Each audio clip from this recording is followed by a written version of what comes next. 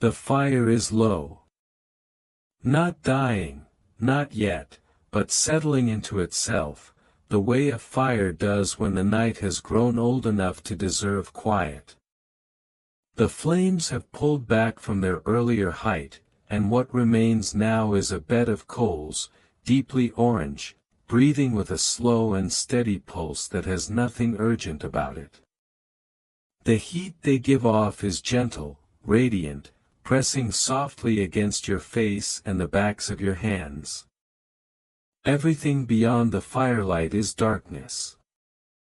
Not the thin, apologetic darkness of a city or a village with lanterns in the windows, but the full and ancient darkness of a world that has never known anything else. Around you, the tribe sleeps. You can hear them. The soft, uneven rhythm of breath upon breath upon breath, layered like the sound of shallow water moving over stone. Someone shifts in their sleep somewhere to your left, pulling a skin covering tighter without waking. A child murmurs something wordless and then falls back into silence. The sleeping sounds of people you know completely, their voices, their movements, their particular weight in the world, become a kind of music when you hear them like this, unguarded and soft, returning from the places that sleep takes them. You are the last one awake. This is not by accident. Someone must be. The fire must be watched. The darkness beyond the camp's edge must be listened to. This has always been true, in every generation before yours, back through time so deep it has no beginning you can name. The night watch is as old as fire itself.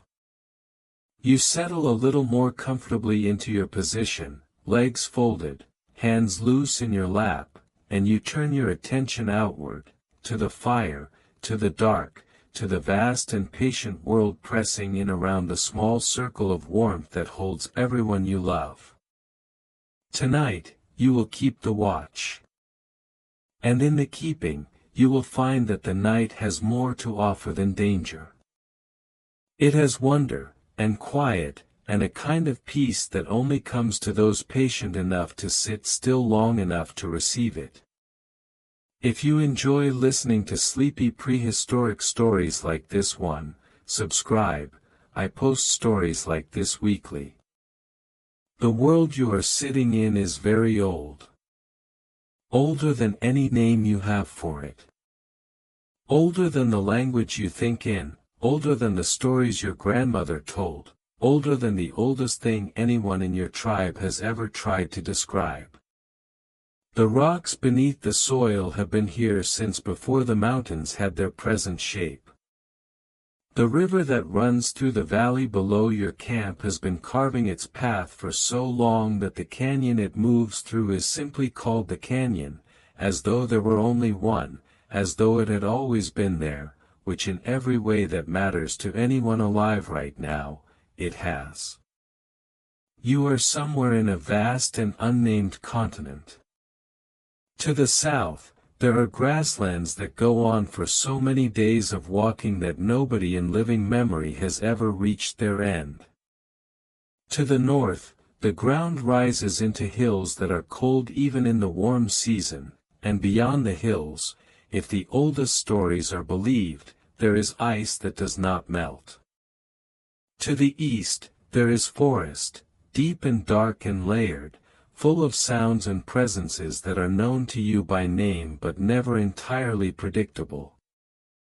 To the west, there are more hills, and beyond them, according to those who have gone that way and returned, a place where the land meets a body of water so vast it might as well be the sky lying down. Your tribe numbers perhaps 35 people. You know every face, every name, every particular way that each person moves and laughs and holds a tool. You know who sleeps lightly and who sleeps through thunder. You know which children have bad dreams in the middle of the cold season and which of the elders sleep sitting up because lying flat makes their backs ache. This is the texture of a life lived entirely in proximity to other lives, and it has a warmth to it that is separate from the warmth of the fire, though the two are easily confused on a night like this. The camp is set on a low rise above the valley floor. This is by design. High enough to see, low enough to have quick access to water. The shelters are built in a rough arc, open at the south end toward the fire pit at the camp center. Animal skins stretched over frames of bent wood and bone, each one made by hands sealed against the wind with patient application of rendered fat worked into every seam. Inside those shelters, the tribe breathes on, untroubled, trusting in the watch. The season is late summer turning toward autumn, and the air carries both at once. There is still warmth in it, but the warmth has an edge now, a thinness that wasn't there a moon ago. The trees in the forest below the rise are not yet turning, but there is something in their stillness that feels like preparation, like an intake of breath before a long-held note. You have lived through enough turns of the year to recognize this feeling. The plenty of summer is beginning its slow withdrawal. The tribe will need to be moving soon, following the herd south and then east before the cold comes in earnest. But that is tomorrow's concern, and the concern of many tomorrows after that. Tonight, there is only the fire, and the dark, and the familiar, sleeping sounds of everyone you care for in the world, and the long, uncomplicated hours between now and dawn.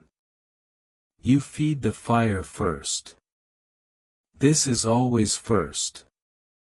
A few pieces of wood selected from the stack that was gathered this afternoon, not the largest pieces, not yet, those are for the middle of the night when the cold will be at its deepest.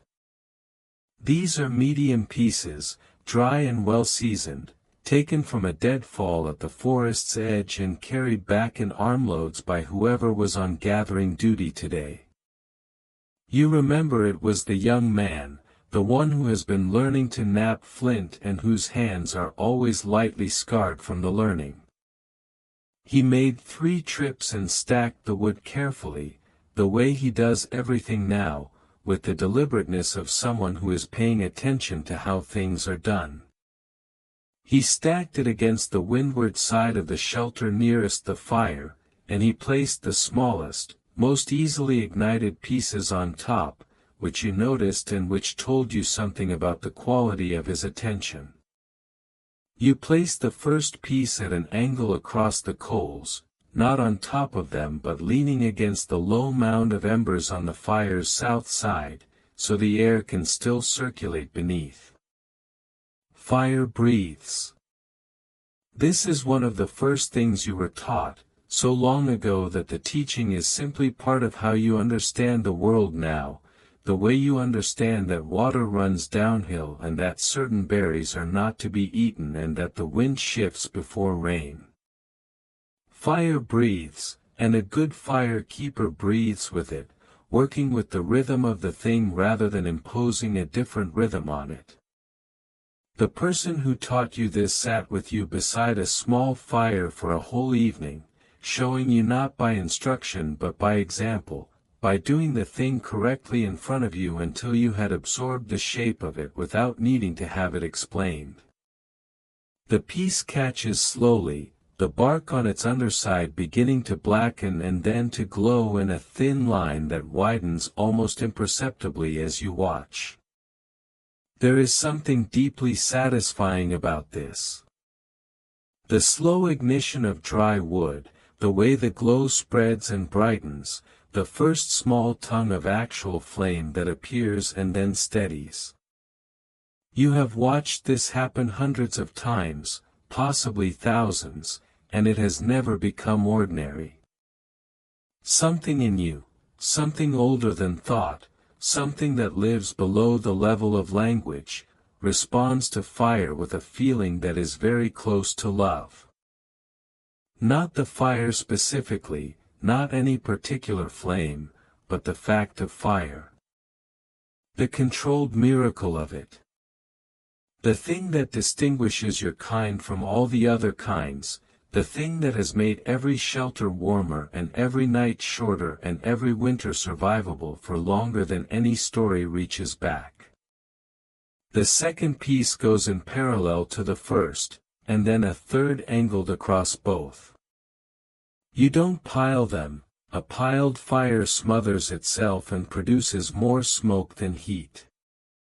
You build it open, the way you were taught, the way your mother's mother apparently taught it before her, and now the fire has a shape again, a structure, something that will sustain itself for a good stretch of time without needing you to intervene.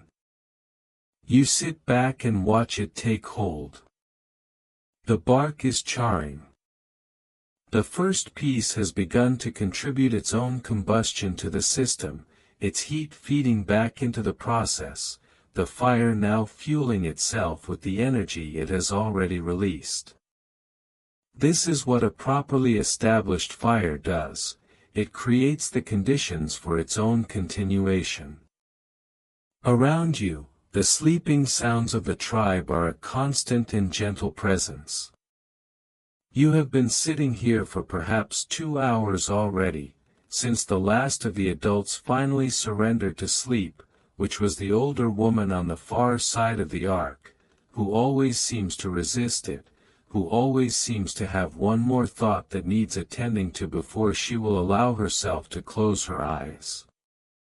Tonight you heard her murmuring something very quietly to herself for a long time after everyone else had gone under, and then eventually the murmuring stopped, and her breathing evened out, and you were alone with the dark and the fire.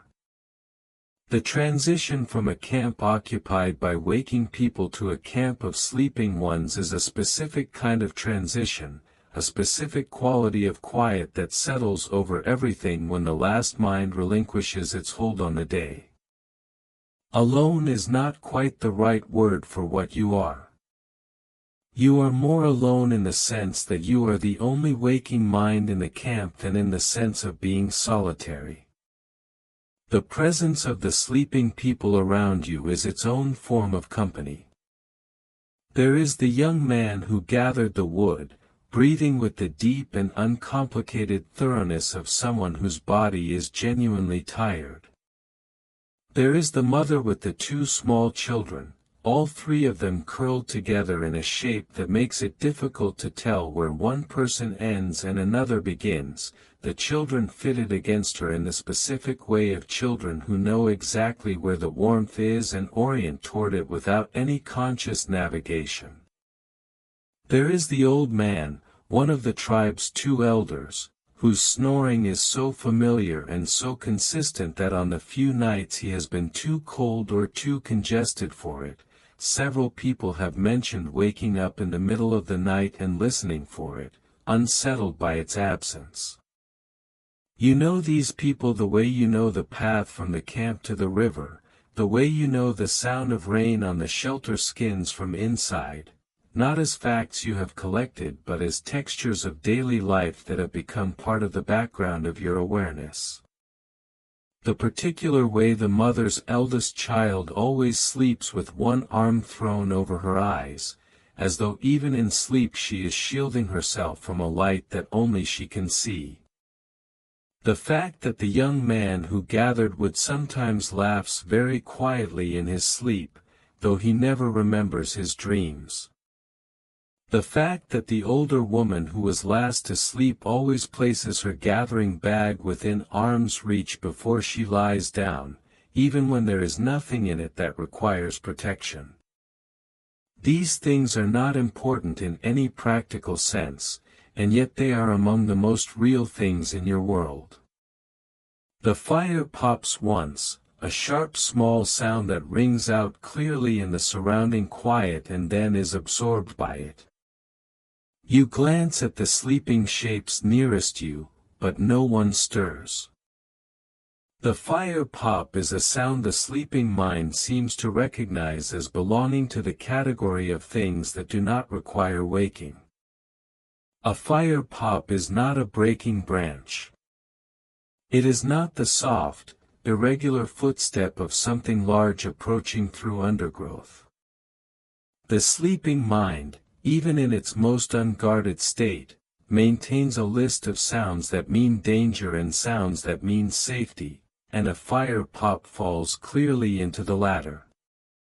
This is one of the gifts that fire has given to your kind, the ability to sleep near something that makes noise without waking an alarm, because the noise is known, because the fire is known, because the fire is on your side. The night has a temperature of its own. Not the temperature of the air, exactly, though that is part of it, but the temperature of the silence, the quality of the dark, the particular weight of the hours.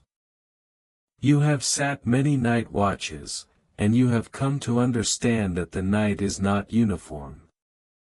The early hours of the watch, when the fire is still high from the evening's burning and the sky above still holds the last faint memory of the day's warmth, feel different from the deep middle hours, and different again from the hours just before dawn, when the darkness seems at its most complete and the cold has settled into its lowest note. Right now, you are somewhere in the early middle of the watch, past the first easy settling in but not yet into the hard, still center of the night. The watch has its own shape, its own internal geography, and you are familiar with all of it.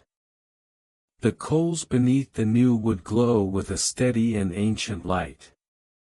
Orange deepening to amber at the edges, brightening to near white at their hottest points.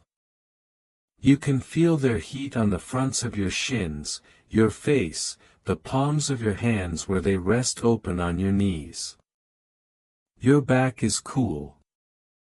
This is always the sensation of a night watch, the fire warming the parts of you that face it while the night air keeps the rest of you honest, keeps you awake, keeps you from sliding into the comfortable drowsiness that the warmth alone might otherwise invite.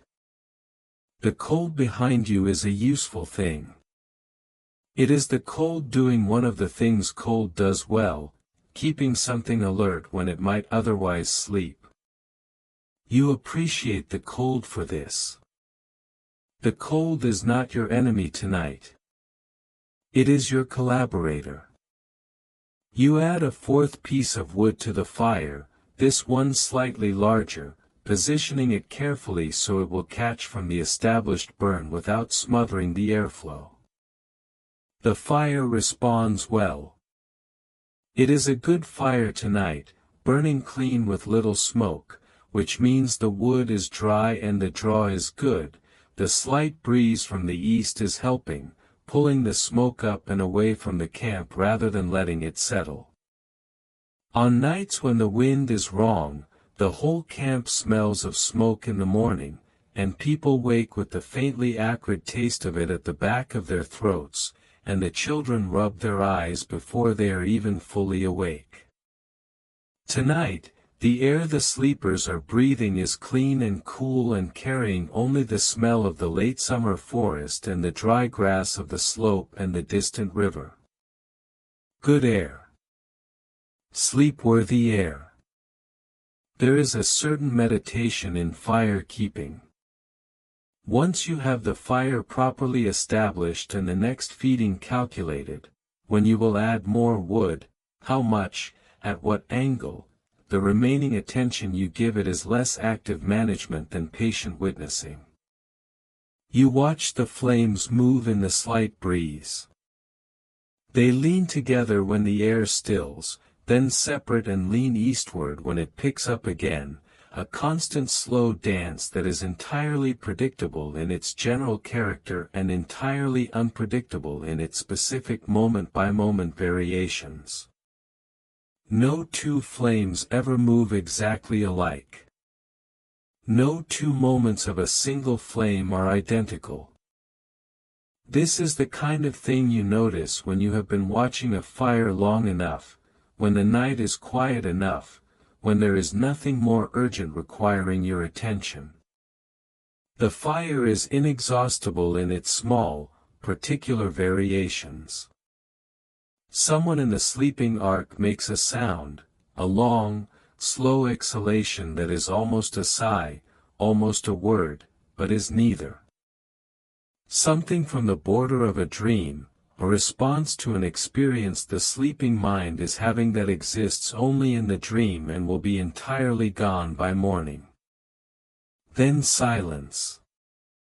Then the resumption of regular breathing. You have heard this kind of sound many times in the course of watches, and it never fails to produce in you a response that is difficult to name, something between tenderness and wonder, at the strangeness and the intimacy of being the one who is awake when someone else is this vulnerable, this far from the surface of themselves. The night holds its own without incident, as most nights do, as the great majority of nights always have, the alarming ones being remarkable precisely because they are so outnumbered by the quiet ones. You breathe in the smell of the smoke and the smell of the night air behind it, dry grass, something cool and mineral from the direction of the river, the faint animal warmth of the shelters nearby. These are the smells of your life. They are as familiar as your own hands. The smell of camp at night is a specific and complete thing, not decomposable into its parts while you are inside it, but recognizable as a whole, this camp, this night, these people, this place on the earth where the tribe has rested tonight. You have been trusted with the watch tonight. This is not a small thing, even though it happens regularly, even though it is part of the cycle of responsibility that everyone in the tribe old enough and capable enough participates in. It is not a small thing because the watch is not a small thing. The fire is not decoration. The watch is not ceremony. The camp is alive tonight in part because someone has always kept the fire, has always sat in this precise and patient posture at the edge of the warmth and the darkness, listening, tending, keeping. You are a link in a chain of keepers that extends back through time in an unbroken line, back through your parents and their parents and all the keepers whose names have been forgotten and whose specific faces nobody living can picture, but who sat at fires like this one in nights like this one and did exactly what you are doing now. This thought settles in you with a weight that is not heavy, it is more like ballast, steadying, orienting, a weight that helps you know where you are. The fire burns on. You settle deeper into your posture, letting your shoulders drop, letting your breathing slow to something close to the pace of the coal's gentle pulse. The night is young still. There is much of it left to receive.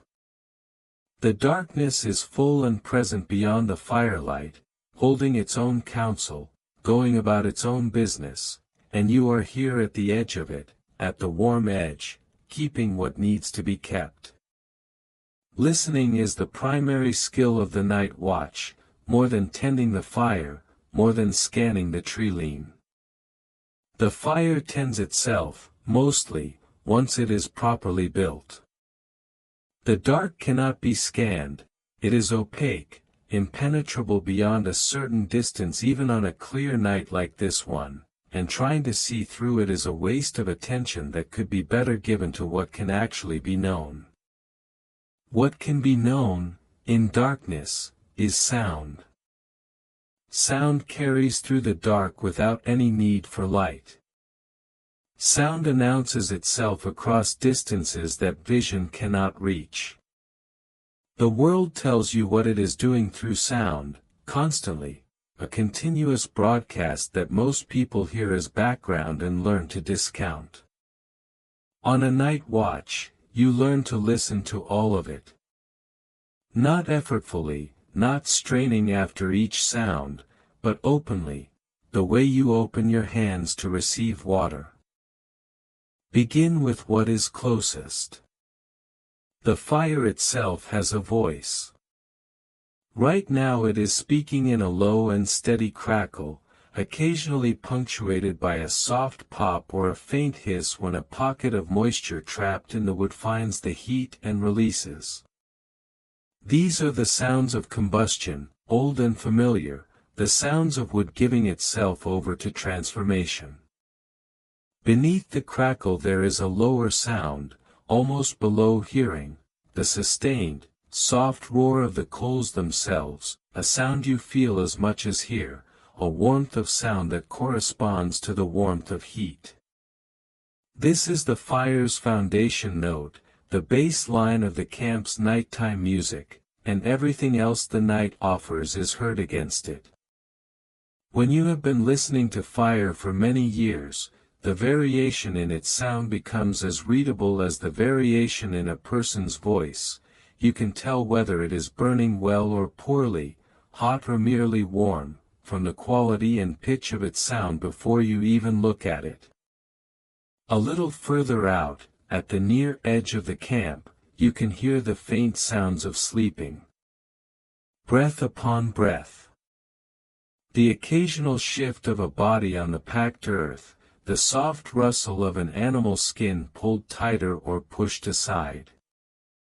These sounds require no interpretation. They mean the tribe is sleeping, resting, replenishing.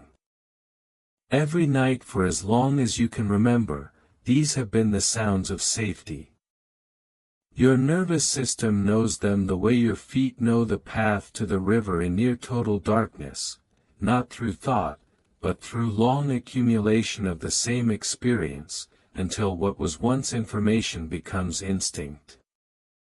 The breathing of sleeping people you know is one of the most calming sounds in the world.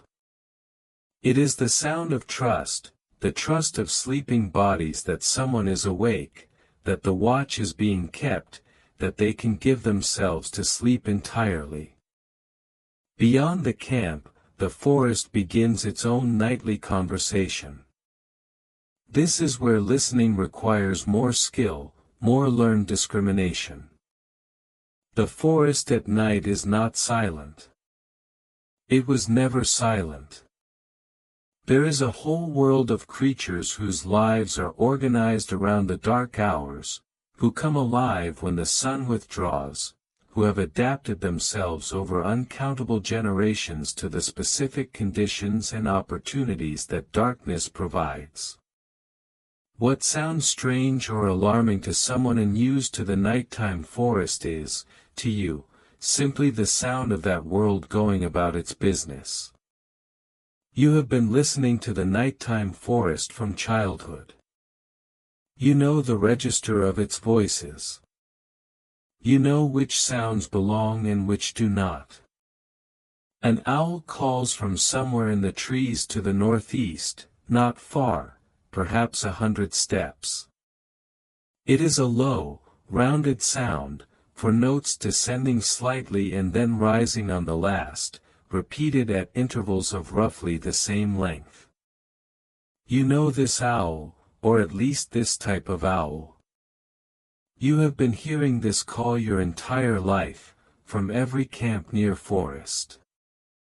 The owl is announcing itself, or communicating with another owl across some distance you cannot calculate, or simply making the sounds that owls make in the dark because they make them, because this is what owls do at night, have always done, will continue to do in this forest long after your tribe has moved on and come back and moved on again.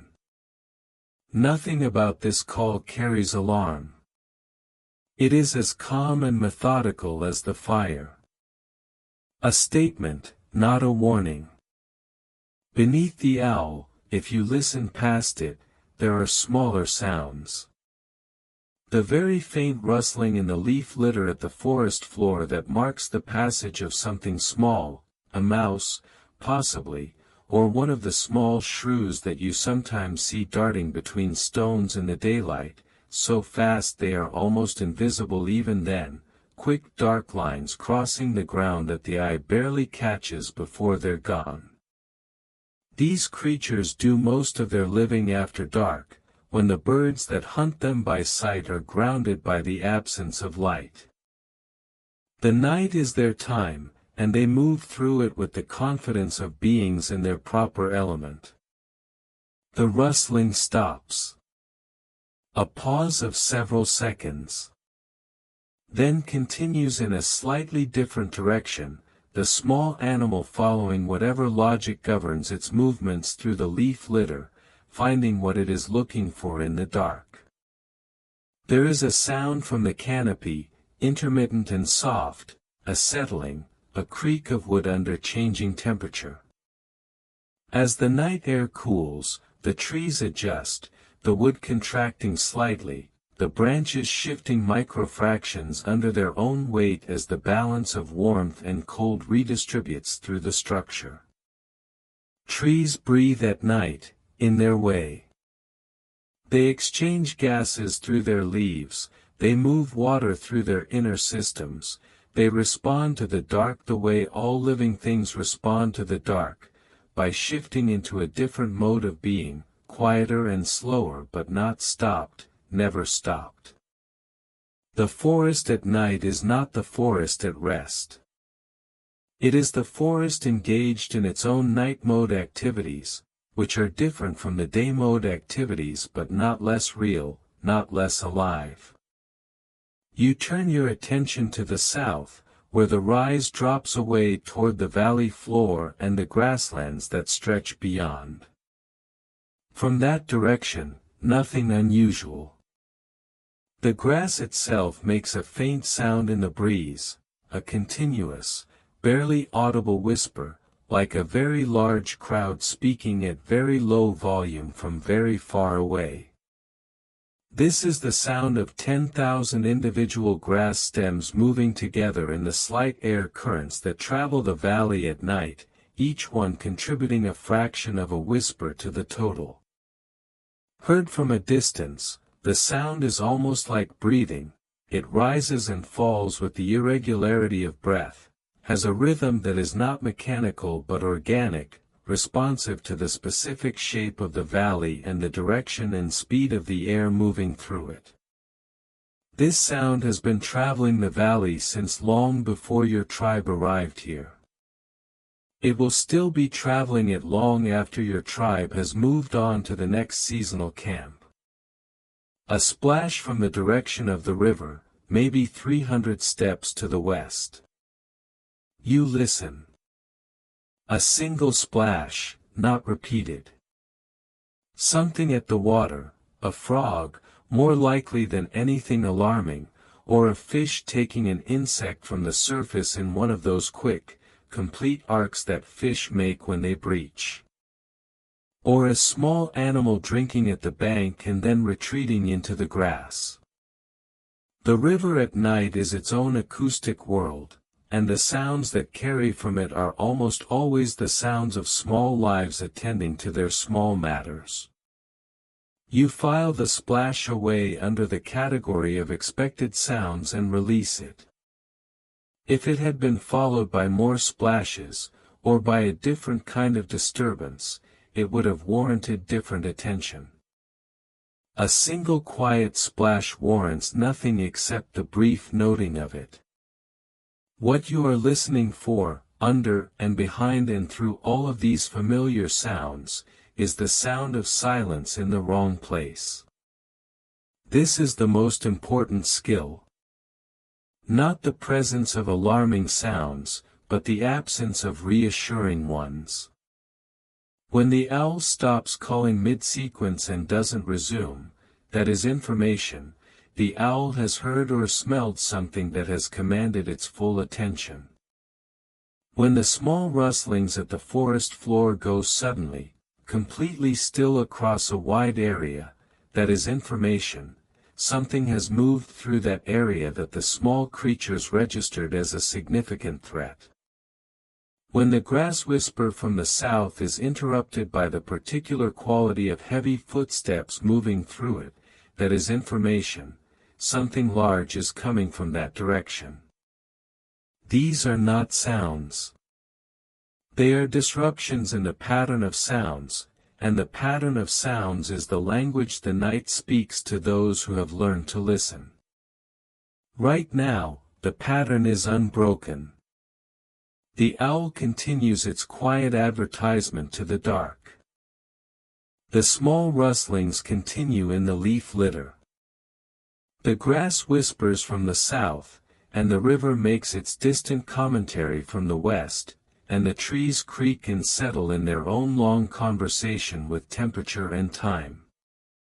This is the sound of an undisturbed night, of a world engaged in its own ordinary business, undiverted by any presence it finds alarming.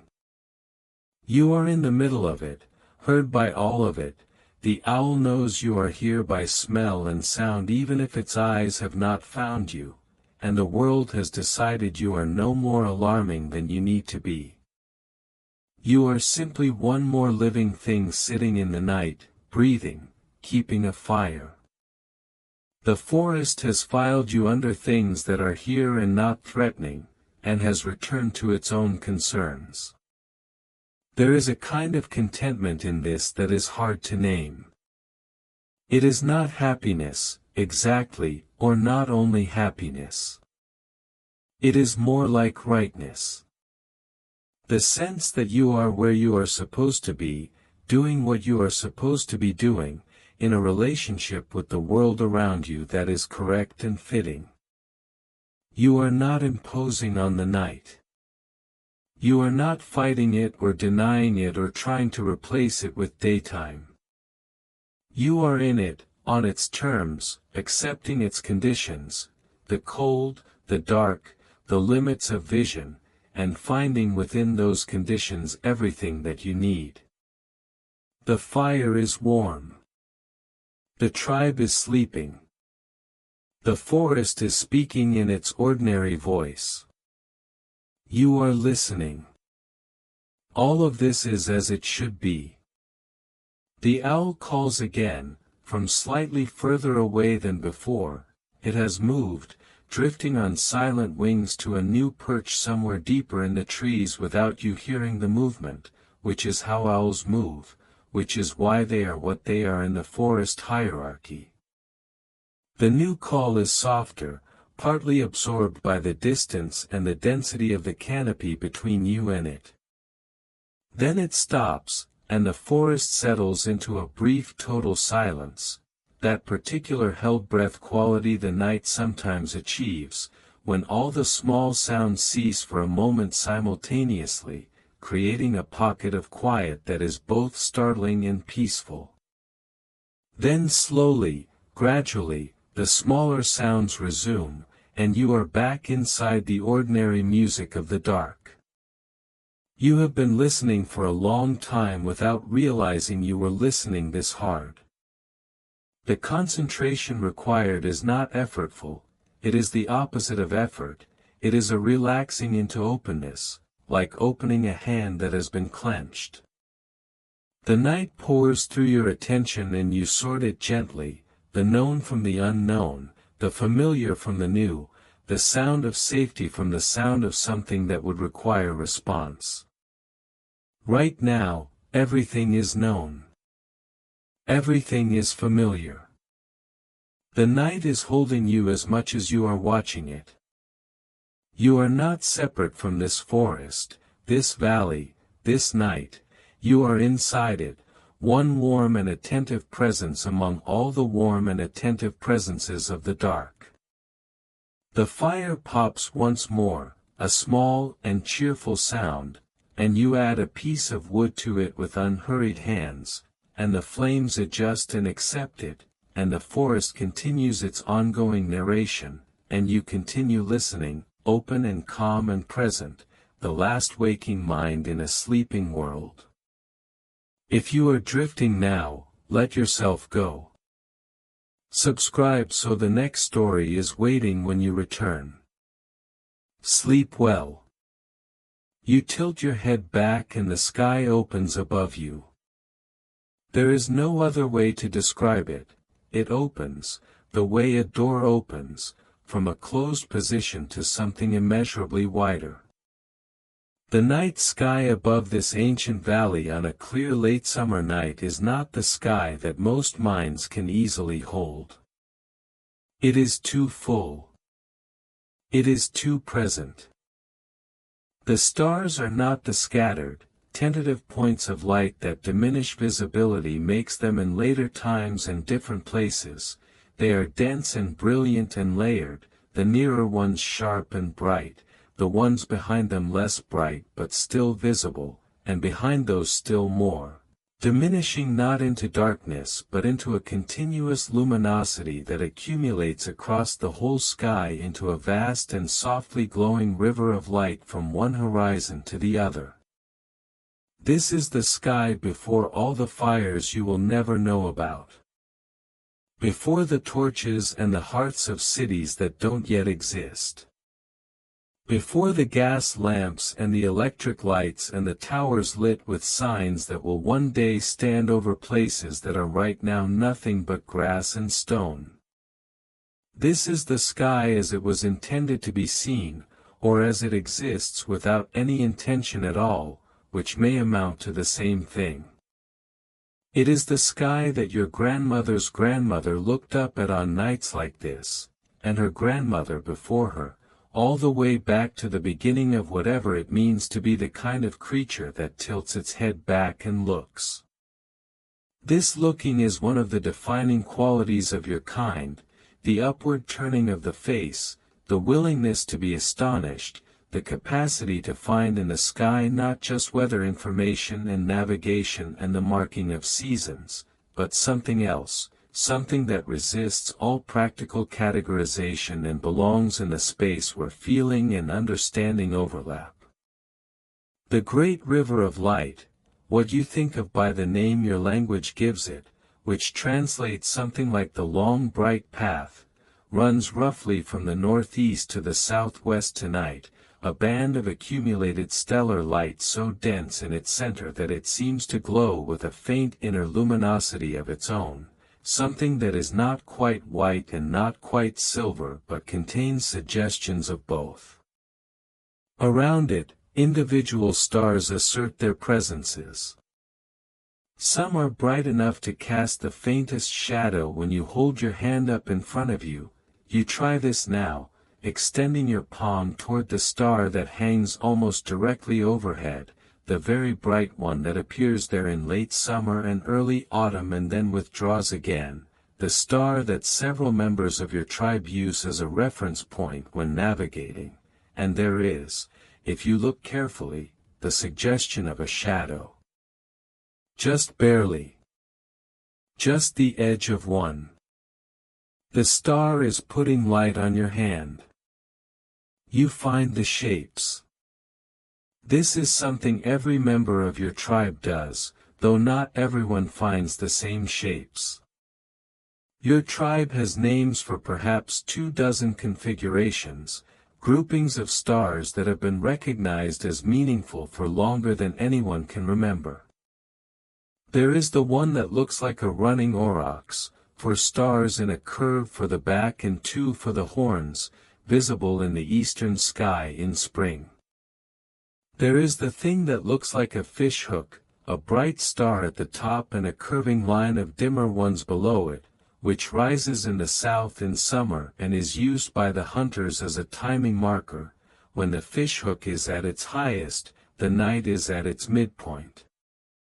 There is the great square, for stars of roughly equal brightness arranged in a nearly perfect quadrilateral, which is visible now, high and to the south, clear and steady and reliable, a landmark in the sky the way the peaked hill to the east is a landmark on the ground. You have your own favorites among the star patterns, shapes that others in the tribe recognize but that have a particular meaning to you, that have accrued personal significance through the years you have been watching the same sky. There is a grouping of stars near the horizon in the west, visible now, sinking slowly toward the edge of the world, lower than they were an hour ago, that you associate with a specific memory of being very young and sitting with someone who is no longer alive, looking up at the same grouping and hearing its name for the first time. You don't remember the whole conversation, but you remember the name, and you remember the warmth of the person beside you, and the sound of a fire not unlike this one, and the particular quality of safety that being small and held confers on a dark and enormous world. The stars don't change. The person is gone. But looking at the same stars they showed you carries something of them forward, an echo of presence that is different from memory but related to it. The stars move. This is something you know that takes years of watching to truly understand in your body, as opposed to knowing it as a fact. You know it as a fact because the elders told you and because you have verified it enough times. But to feel it, to sit under the sky long enough to notice, through patient attention alone, without any instrument or calculation, that a particular star that was in one place when you began your watch is now, hours later, in a slightly different place, this requires the kind of looking that most daylight hours don't permit.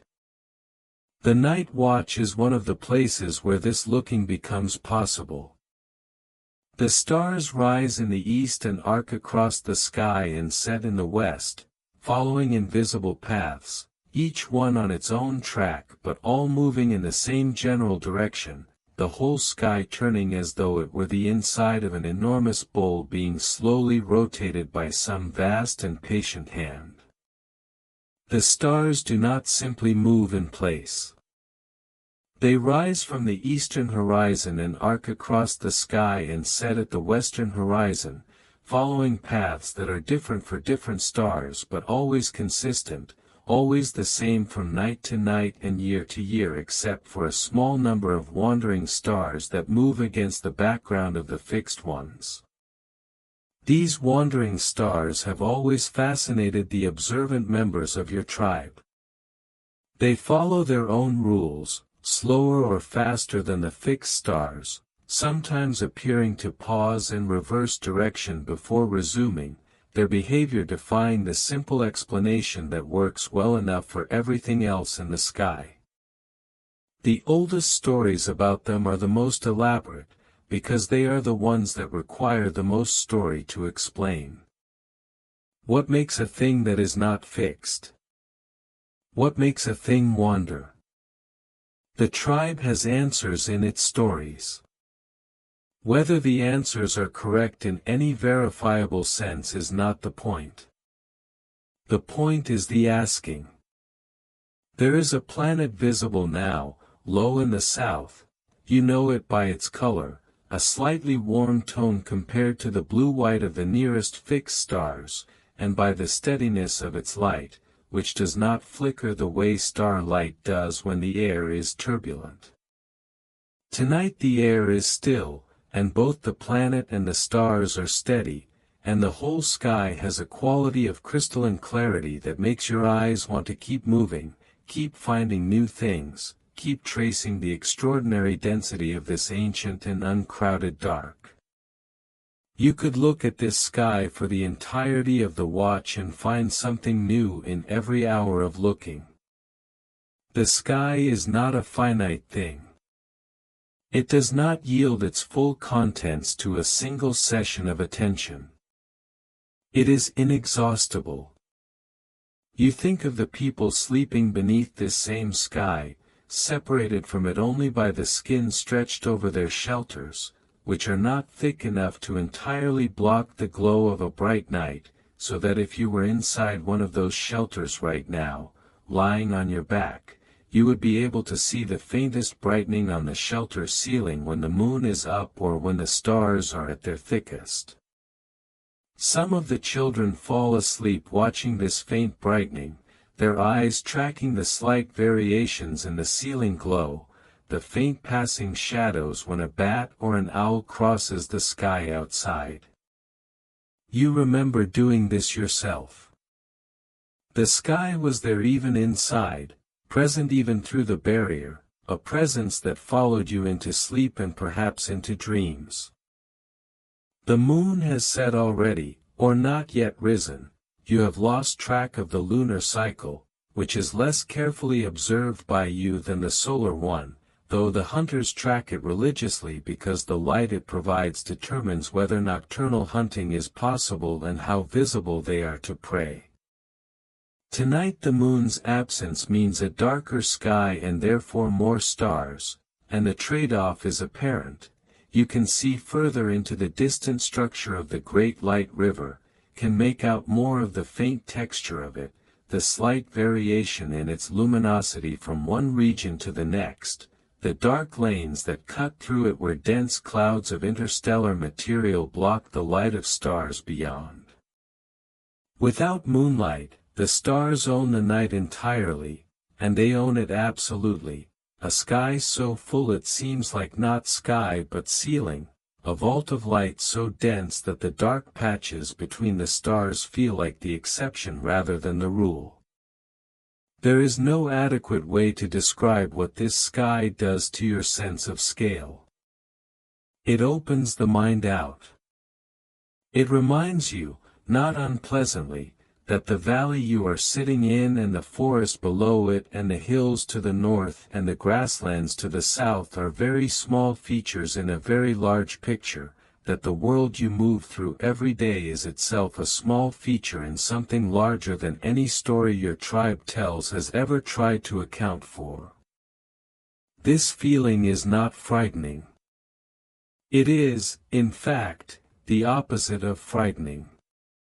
There is a quality of rest in it, the same quality that appears when you breathe out fully and wait a moment before breathing in again, a moment of being neither one thing nor another, neither full nor empty, neither small nor large, simply present in the fact of existence without needing to be any particular size.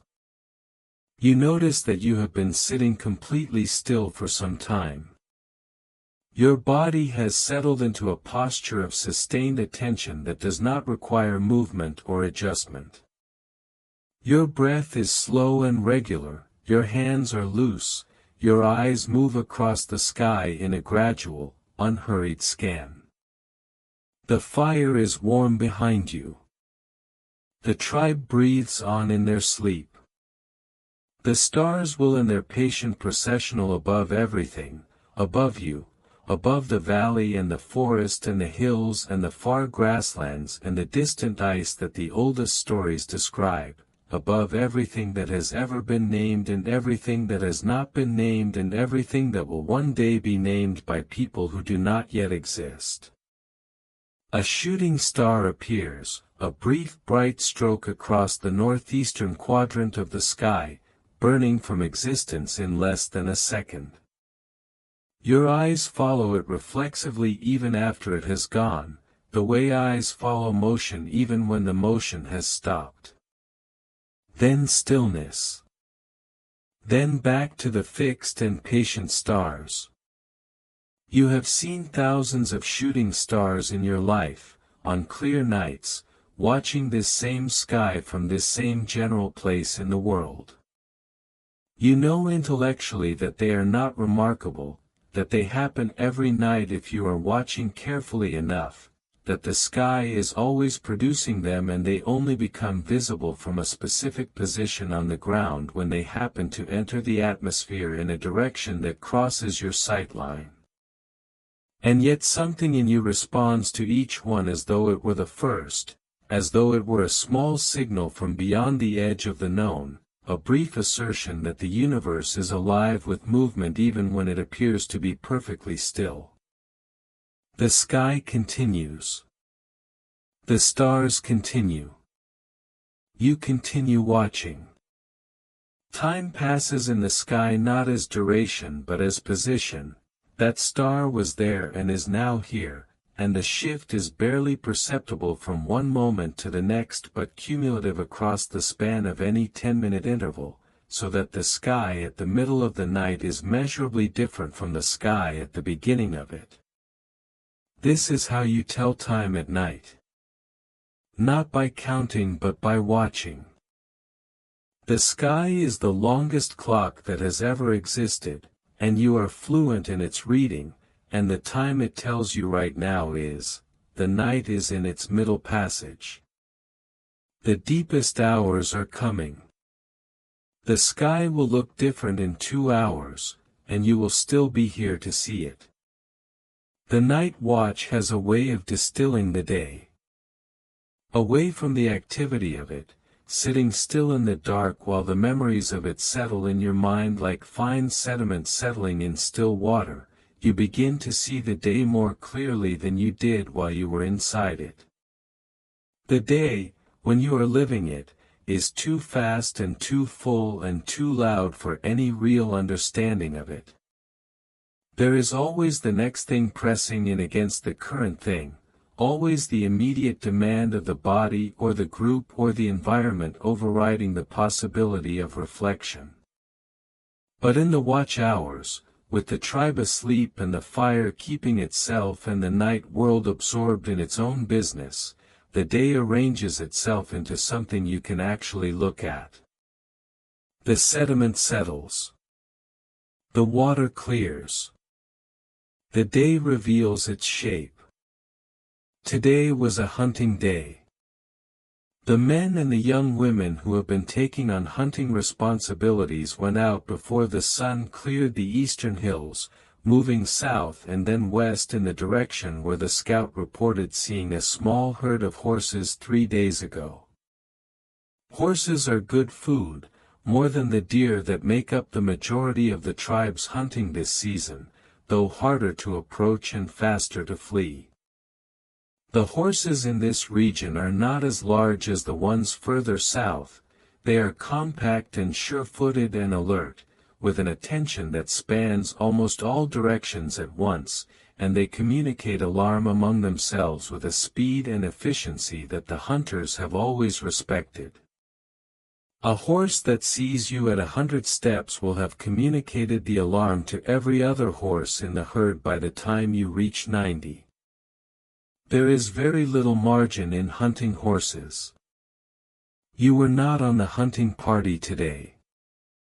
You stayed at camp with the elders, the young children, and the people assigned to the tasks that do not require the whole tribe's effort, the scraping of skins that need processing before the cold season, the ongoing repair of tools and weapons, the gathering of the specific roots and late summer berries that the collector, a woman of middle years with an extraordinary memory for where each plant grows in relation to every other plant, has been tracking through the season.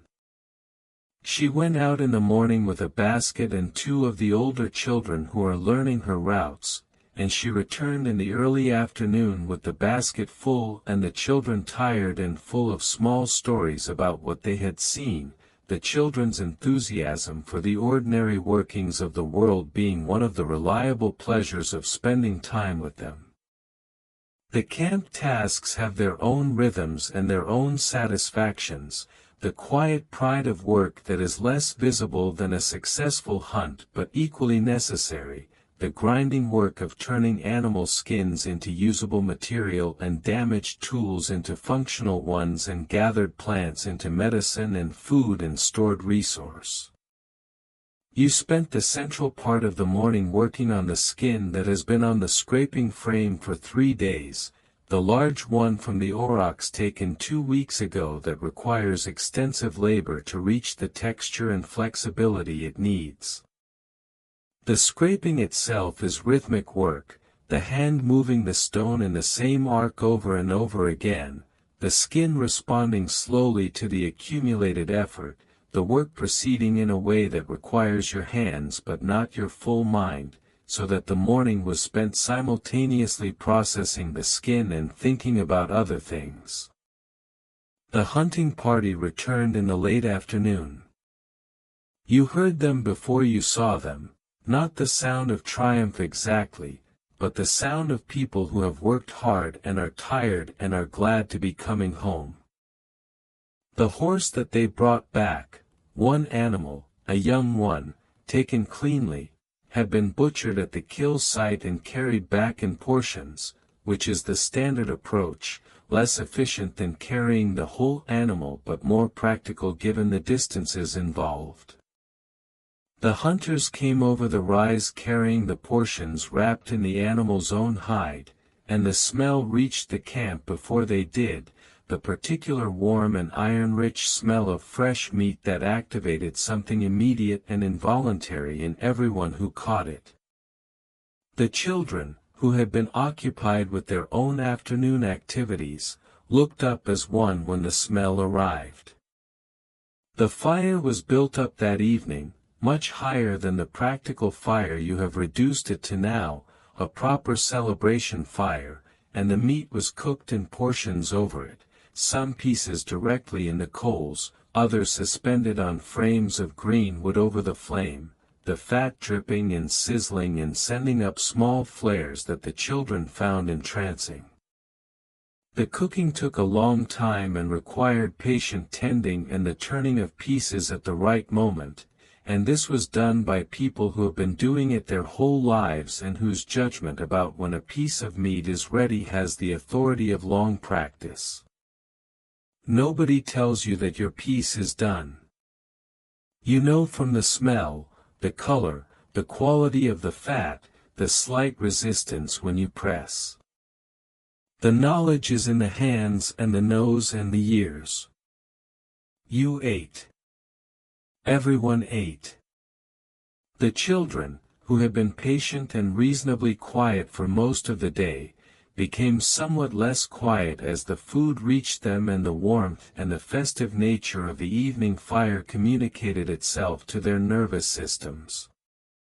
The youngest child, who is still at the age of mostly being carried and mostly sleeping and mostly nursing, was awake during the meal and unusually alert, watching the fire and the moving people with the wide-eyed attention of a very young animal absorbing the world.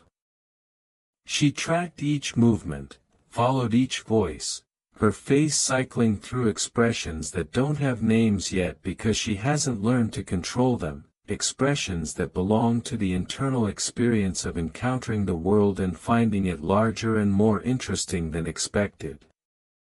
The elder told a story after the eating. He tells a story most evenings, not always a long one, but something, a memory, a piece of teaching embedded in narrative, an account of something he witnessed years ago that has a lesson in it worth repeating.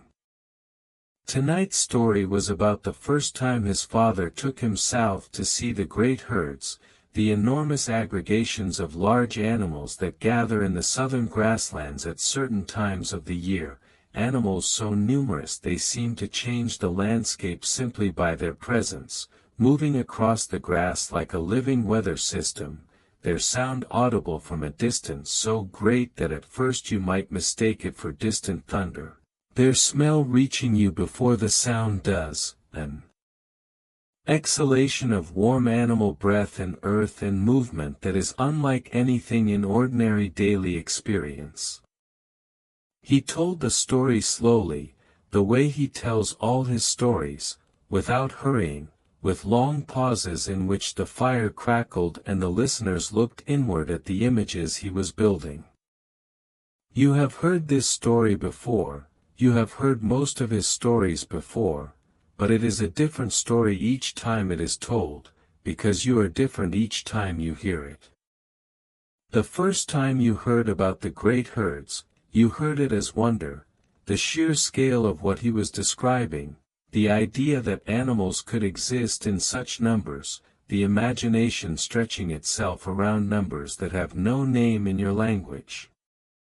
This time, older, you hear it differently. You hear in the story his gratitude, the gratitude of a person recalling the experience that most permanently expanded his sense of what the world contains. His voice carries that gratitude without announcing it. The gratitude is simply there, in the quality of his pauses. The children fell asleep one by one while the story was still being told, which is the normal and expected progression of an evening story, its function is partly entertainment and partly induction, the slow preparation of the whole camp for sleep. This has always been the role of stories told by firelight. The story carries people from the activity and alertness of the day into the slower, more inward place where sleep becomes possible. The elder knows this, has always known this, and he has calibrated his stories accordingly, not obviously so, not mechanically so, but with the intuition of long practice. The pace of his telling is the pace of the approach to sleep. His voice is the guide.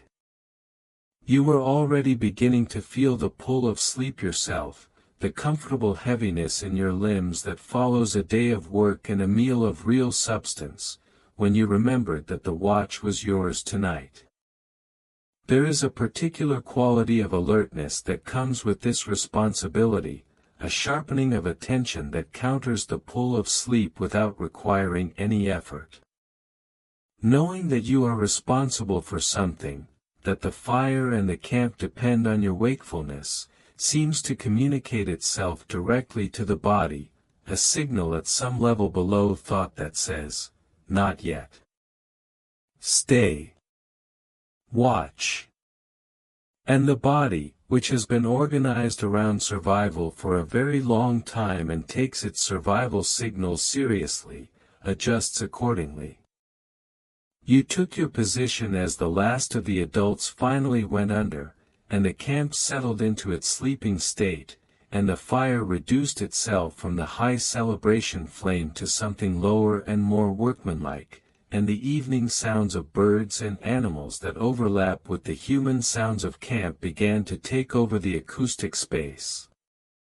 The transition from day to night in a camp like this one is gradual and organic, not marked by any ceremony or signal, just the progressive withdrawal of human activity as people follow their bodies' rhythms into rest. And then the last body withdrew, and the camp was yours, and the watch began. What you carry into the watch from the day is a warmth that has nothing to do with temperature. The sound of the hunting party returning over the rise, the competent and satisfied tone of people who have done what they set out to do. The smell of the meat cooking, and the communal absorption in the cooking and the eating, the way everyone's attention was drawn to the same thing at the same time.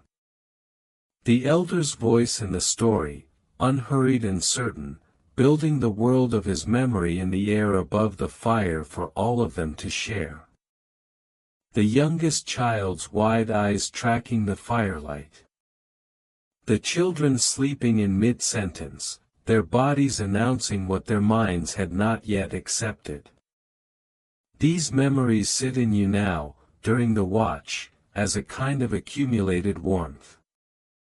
They are the residue of a good day, not the same as an easy day or an exciting day, but simply a day in which the necessary things were done and the people were fed and the stories were told and the children slept. A day adequate to its own purposes. The fire burns. The tribe sleeps. And the memories of the day settle into you like coals settling into their own warmth. The water skin at your feet is nearly empty. You noticed it earlier and set it aside to attend to during the watch, the way you set aside small tasks for the night hours when the camp is sleeping and the pace of things slows enough to accommodate them. The river is close. You have made this walk in darkness many times, so many times that the path is in your feet rather than your mind. You bank the fire with 2 larger pieces of wood, positioned to burn slowly and steadily while you are gone, and then you stand, and your legs report the truth of having been sitting for some time, a slight stiffness in the knees, a faint ache in the lower back that will resolve with movement, and you take the water skin and begin walking. The path to the river leaves the camp's south edge and drops down the face of the rise in a way that is almost imperceptible in the daytime but more pronounced at night, when your feet feel the downward slope and make the small adjustments that balance requires on uneven ground. You move slowly. Not because the dark is fully impenetrable. There is enough starlight on a clear night like this to give the world a faint, silvery legibility, enough to distinguish the path from the grass alongside it, enough to see the dark shapes of the larger stones before you step on them, but because slowness is the correct pace for a night walk, the pace that allows you to hear and feel the ground and avoid the kinds of small misfortunes that hurry invites. The grass on the slope is dry this late in summer, and it brushes against your legs as you descend, a gentle and intermittent contact, each stem springing back after you pass through it. The sound of your passage through the grass is a soft shushing that accompanies each step. Around you, the night sounds have shifted slightly from what you heard at the camp. Here, lower on the slope, the sounds are different, the forest to your east more immediate, the breeze from the south stronger where the rise gives way to the valley floor. You can smell the river before you can see it. The smell of water at night has a particular quality, cool and slightly mineral, with something alive in it, the smell of moving water carrying the accumulated scent of everything it passes through on its way to you. Reed beds and clay banks and cold springs and the deep pools where the water slows between currents. The river comes into view as you reach the valley floor, a darker line in the dark valley, but differentiated by the faint shimmer of starlight on its surface where the current brings water into the open before the bank. The banks here are gentle. This is a ford, a crossing point, a place where the river is both shallow enough and slow enough to wade, and your tribe has been camping within easy reach of this ford for many years, across many seasons, because water and crossability are both necessary for any extended stay. The ford is well known to you. The specific stones are known. The depth in different seasons is known. The ford is part of the infrastructure of this camp the way the firewood stack is, a resource carefully noted and used and maintained by the fact of continued use. You kneel at the bank and fill the water skin, feeling the cold of the river against your fingers as you hold the opening below the surface. The coldness is a shock after the warmth of the fire, a pleasant kind of shock, the kind that wakes you up in a clean and gentle way rather than in a startling one. Your fingers tingle with the cold. The cold moves up through your palms and into your wrists, briefly, and then the body adjusts, as it always adjusts, accepting the input and working with it rather than against it. The water fills the skin with a sound like quiet pouring, a domestic and reassuring sound. The river itself makes its own continuous sound nearby, not loud, this stretch is not fast enough for that, but present, a low and steady conversation with its own bed, the water moving over stones and around the slight bends of the bank in a voice that is both variable and constant. While the skin fills, you look at the water. The river at night is different from the river at day.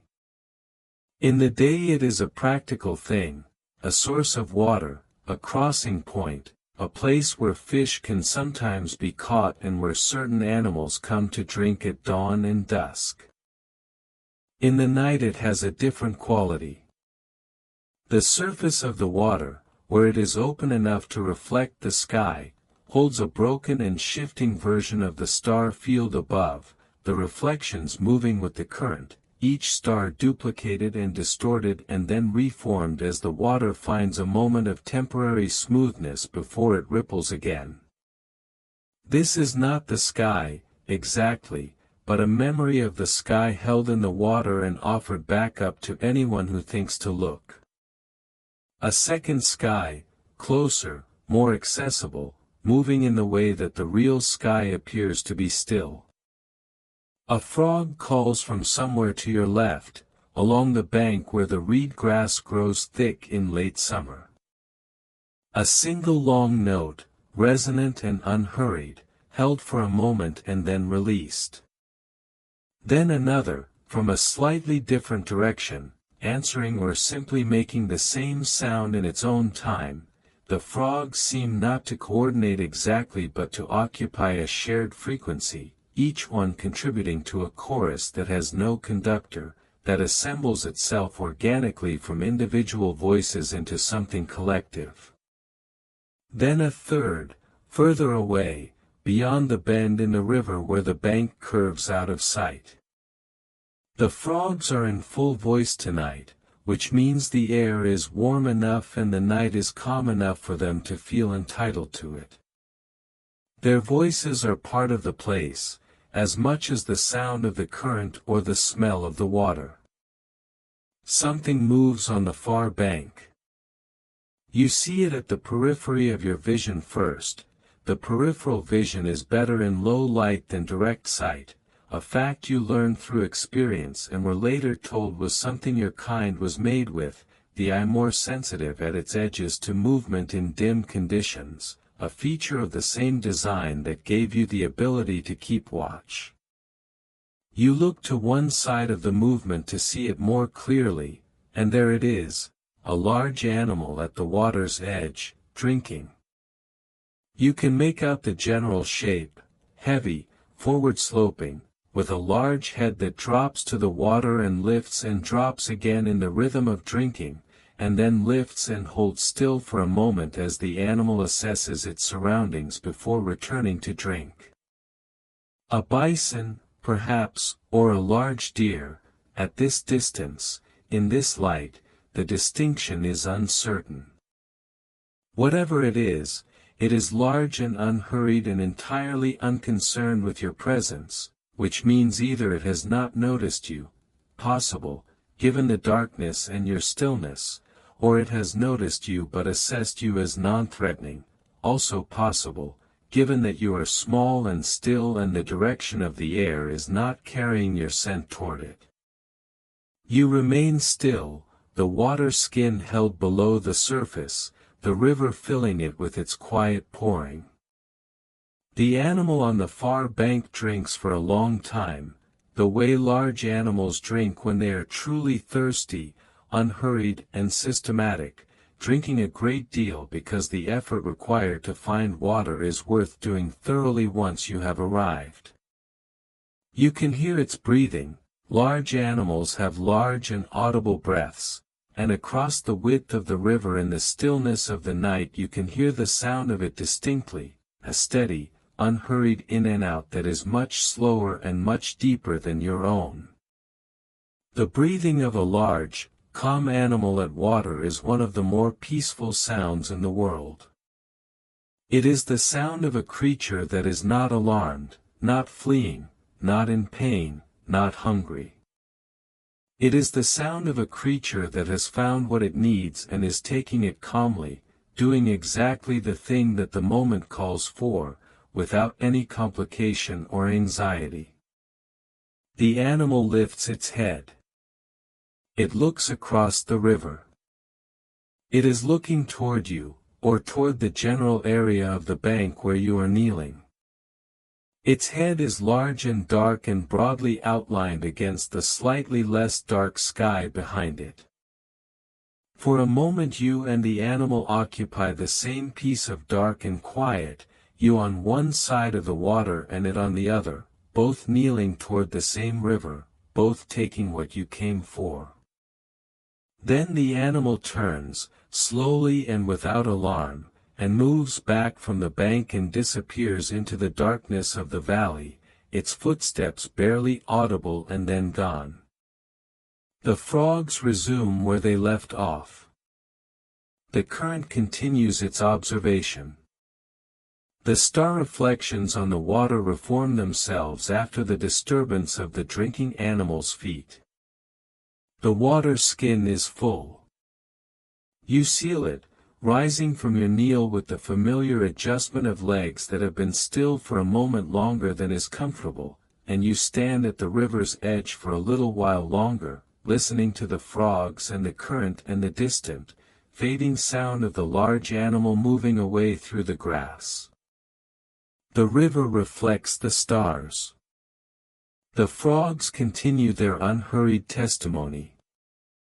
The night is warm enough and quiet enough and clear enough that standing here, at the edge of the water, with the cold of the river still on your fingers and the smell of the water in the air around you, you feel no particular urgency to return to the camp. But you do return. The fire needs you. The camp needs the watch. You turn back toward the rise, the water skin full and cold against your side, your feet finding the path upward through the dry grass, your body readjusting to the slight slope, your ears already returning to the camp distance sounds. The river recedes behind you as you climb.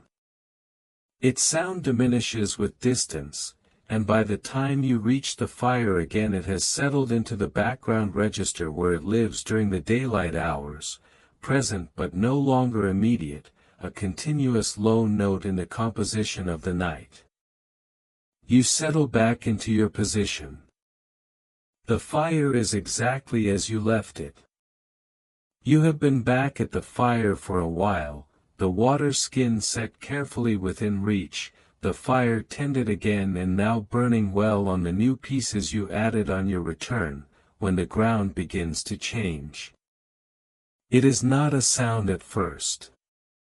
It is a feeling, a very faint, very low vibration coming up through the packed earth you are sitting on, moving through the bones of the ground into the bones of your body.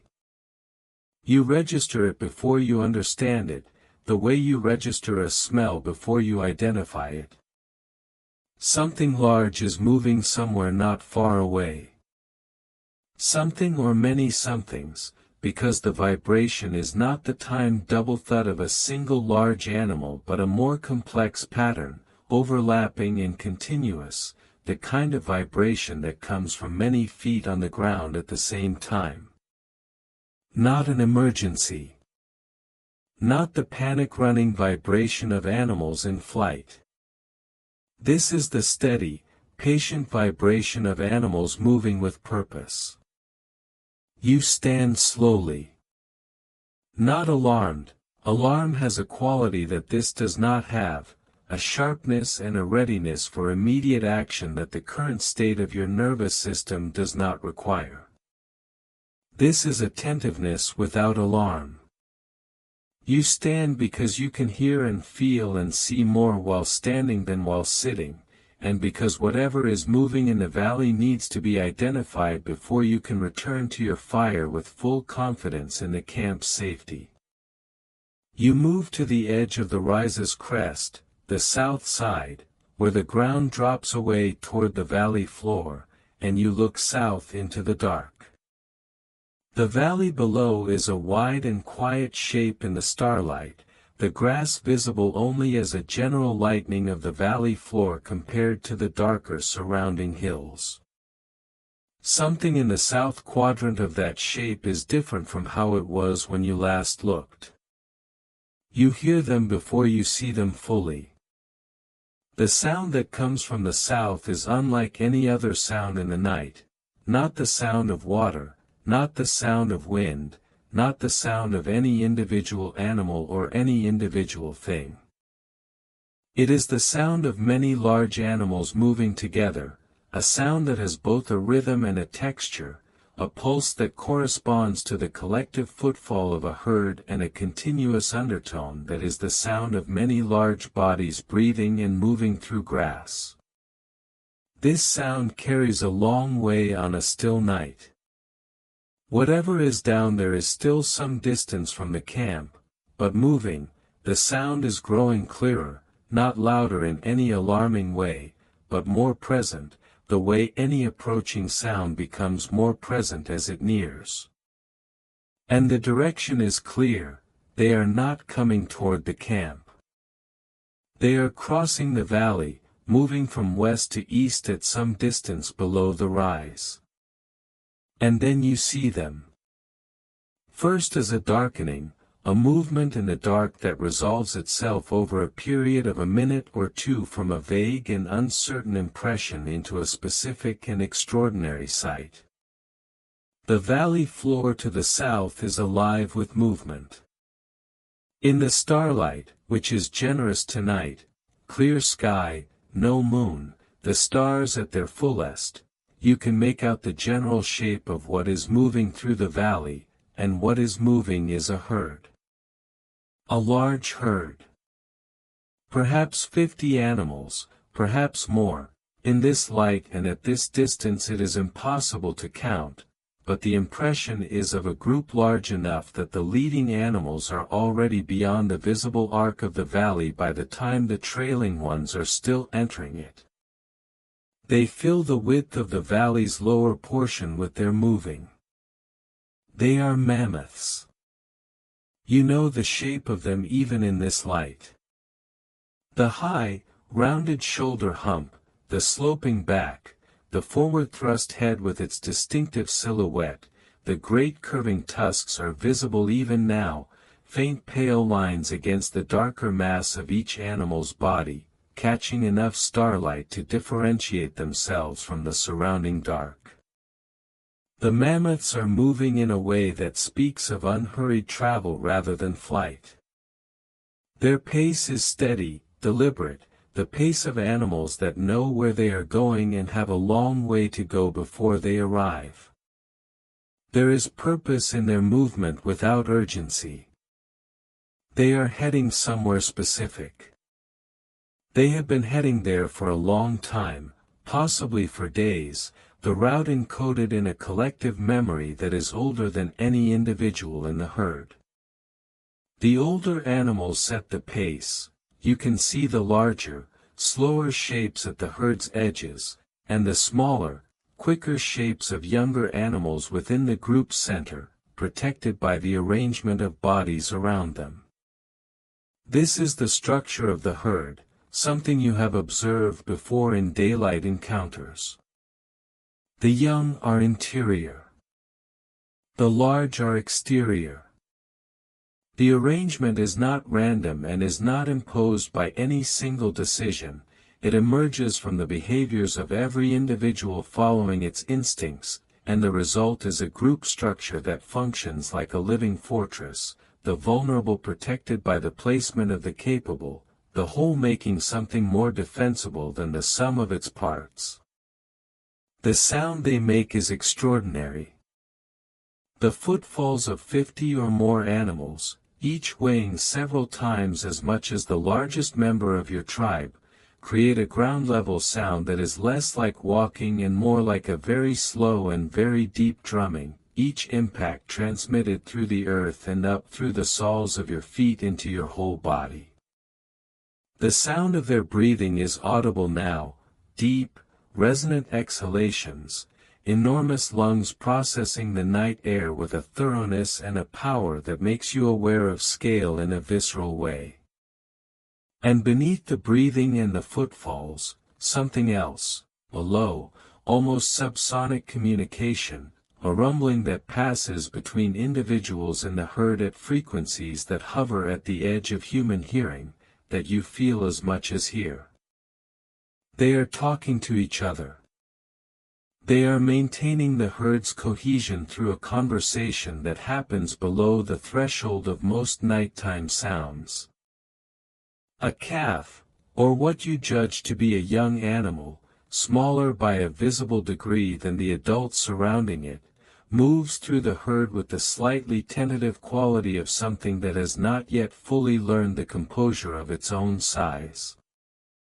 It stays close to a large adult, close enough that the larger animal's bulk is a constant presence at its side, and once or twice as you watch you see the young animal press itself briefly against the adult in a gesture that is unmistakably the seeking of reassurance. The adult does not break stride. It does not respond with any obvious acknowledgement. But it also does not move away. The calf receives its reassurance in the form of a continued presence, and continues moving, its legs working a little faster than the adult's to maintain pace, covering more ground per stride because its strides are shorter. You watch without moving.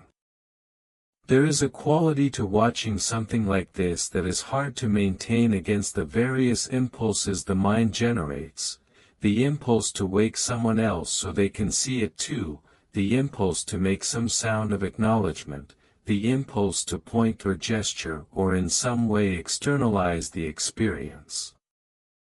You resist all of these impulses, not because any of them would be catastrophic but because none of them are necessary, and the best way to see the herd is to simply see it, without introduction or interruption.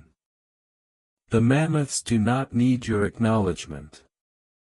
They are not performing for your benefit. They are simply moving through the valley as their kind has moved through valleys like this one since before your kind existed, following routes that may be encoded in something older than individual memory. Two animals on the northern edge of the group slow briefly, their heads dropping toward the ground, grazing, even while moving, pulling great mouthfuls of late summer grass as they walk, because animals this large must eat almost constantly to fuel their bodies and they cannot afford to let the march interrupt the feeding for long. Another animal to the south side of the group raises its trunk briefly, a gesture you cannot read with certainty at this distance in this light, but which you have seen in daylight encounters and which usually seems to mean something in the register of attention or communication, a checking of the air, a signal between individuals. Even in the dark, even at 100 yards, even without being able to see the subtleties of their expressions or the exact postures of their bodies, the herd communicates constantly. It is a continuous conversation between individuals who know each other completely. The sound of them fills the valley. Not loudly, this is not the shattering noise of animals in distress or alarm, but fully, completely, the way a river fills a valley with its sound without competing with any specific thing within it. The ground thrumming and the deep exhaling and the occasional low rumble of communication, all of this combines into a sound texture that is entirely unlike the ordinary soundscape of the night. The frogs have gone quiet, you notice. The owl is not calling. The smaller nighttime sounds have stepped back from the space the herd occupies, the way smaller water yields to larger water when both occupy the same channel. The mammoths have their own sound space, and the night has reorganized itself around it. You think of the elder's story from this evening, his account of the great southern herds. This is not that, this is a relatively small group, a family or extended family unit in transit, moving through the valley for reasons that may have to do with the changing season or the location of a particular water source or simply the long-established habit of movement that large migratory animals develop over lifetimes.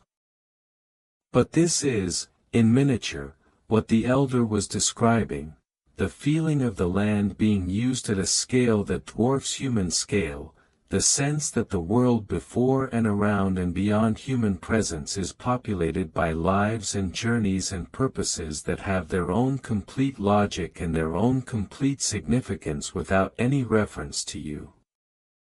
The herd begins to thin as the leading animals clear the visible portion of the valley and move into the eastern darkness beyond your sightline. The trailing animals follow at the same steady pace, maintaining the spacing that the herd structure seems to require. One by one the shapes disappear into the east, the sound diminishing as the last of them clears the visible valley, the ground thrumming fading gradually from something you can feel to something you can only barely feel to nothing. The frogs resume. The owl calls from the northeast. The night resumes its ordinary character, the extraordinary thing having passed through it without incident, leaving no mark visible to you except the memory of it and the faint impression in the grass far below. You return to the fire. You sit back down. You breathe. The valley is quiet again, holding its ordinary sounds with the equanimity of a place that has held many extraordinary things and been changed by none of them. The fire is warm. The tribe sleeps on. And in the east, moving at their own pace through their own ancient night, the mammoths continue their passage through the world, the same passage their ancestors have made across this valley since the first mammoths found this valley, the route maintained across time by the accumulated habits of a lineage that measures its continuity not in generations but in something much, much longer. The deepest hours have arrived. You feel them before you calculate them, a certain quality of darkness, a quality of cold that has finally achieved its lowest note, the air settling into its minimum temperature as it always does in the hours between what the night watchers call the dead of night and the first gray suggestion of dawn. This is the bottom of the night's arc, the place where the gradient reverses, where what has been a long slow descent toward cold and dark reaches the turning point and begins, not yet perceptibly, not in any way you could demonstrate to someone else, but in principle, the long slow ascent back toward light and warmth. The night has found its floor. The cold has achieved its deepest reach. Everything from here tends, eventually, back toward day. You pull the animal skin around your shoulders more snugly. It is a heavy skin, well cured, the inner surface worked soft over many evenings of scraping and treatment.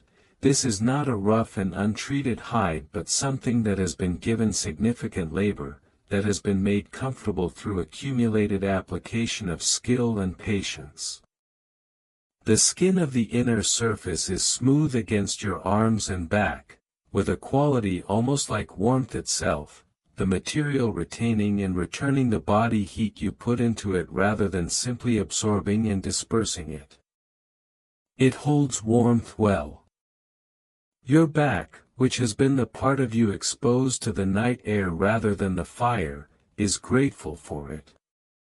The front of you faces the coals and is warm. The back of you faces the dark and is cool. This is the geometry of the watch, always the same, fire in front and night behind. You have added the larger pieces of wood now, the ones you saved for the deep middle hours, the ones that will burn slowly and steadily for a long time without requiring you to rebuild the fire's structure. These are heavy pieces, dense-grained, from a fallen tree that has been sitting at the forest's edge long enough to dry thoroughly without beginning to rot. Dense wood burns longer and more evenly than light wood, gives off heat in a more sustained and generous way, requires less intervention. You place them carefully, angled for good airflow, and the fire has accepted them and is now burning at a lower but very stable and generous level, the kind of fire that does not need anything from you for a good while. The kind of fire that breathes on its own. The cold at this hour of night has a particular texture. It is not the thin cold of early evening, which feels temporary and is. The warmth of the day is still in the ground at that hour, the air still carrying the memory of afternoon, the cold asserting itself against warmth that is recent enough to push back. This is a denser cold, a settled cold, the kind that has had hours to work its way into things, into the soil and the stones and the bark of the trees and the air above all of it. It is the cold of a world that has fully given up its heat for the night and is resting at its minimum temperature, waiting for the sun to return and begin the process of warming again. There is a cleanness to this cold. It is honest. It asks nothing except that you acknowledge it, which you do, pulling the skin a fraction tighter and feeling the small warmth pool behind it. Your breath is visible in the firelight, small clouds that emerge and dissipate in front of your face with each exhalation. You have always found this interesting, the visible breath at the cold hours of the night, the body's warmth made suddenly, briefly physical, existing for a moment in the air before the air absorbs it. Each breath a small proof that you are alive. Each visible breath disappearing back into the air, given away, returned. In and out.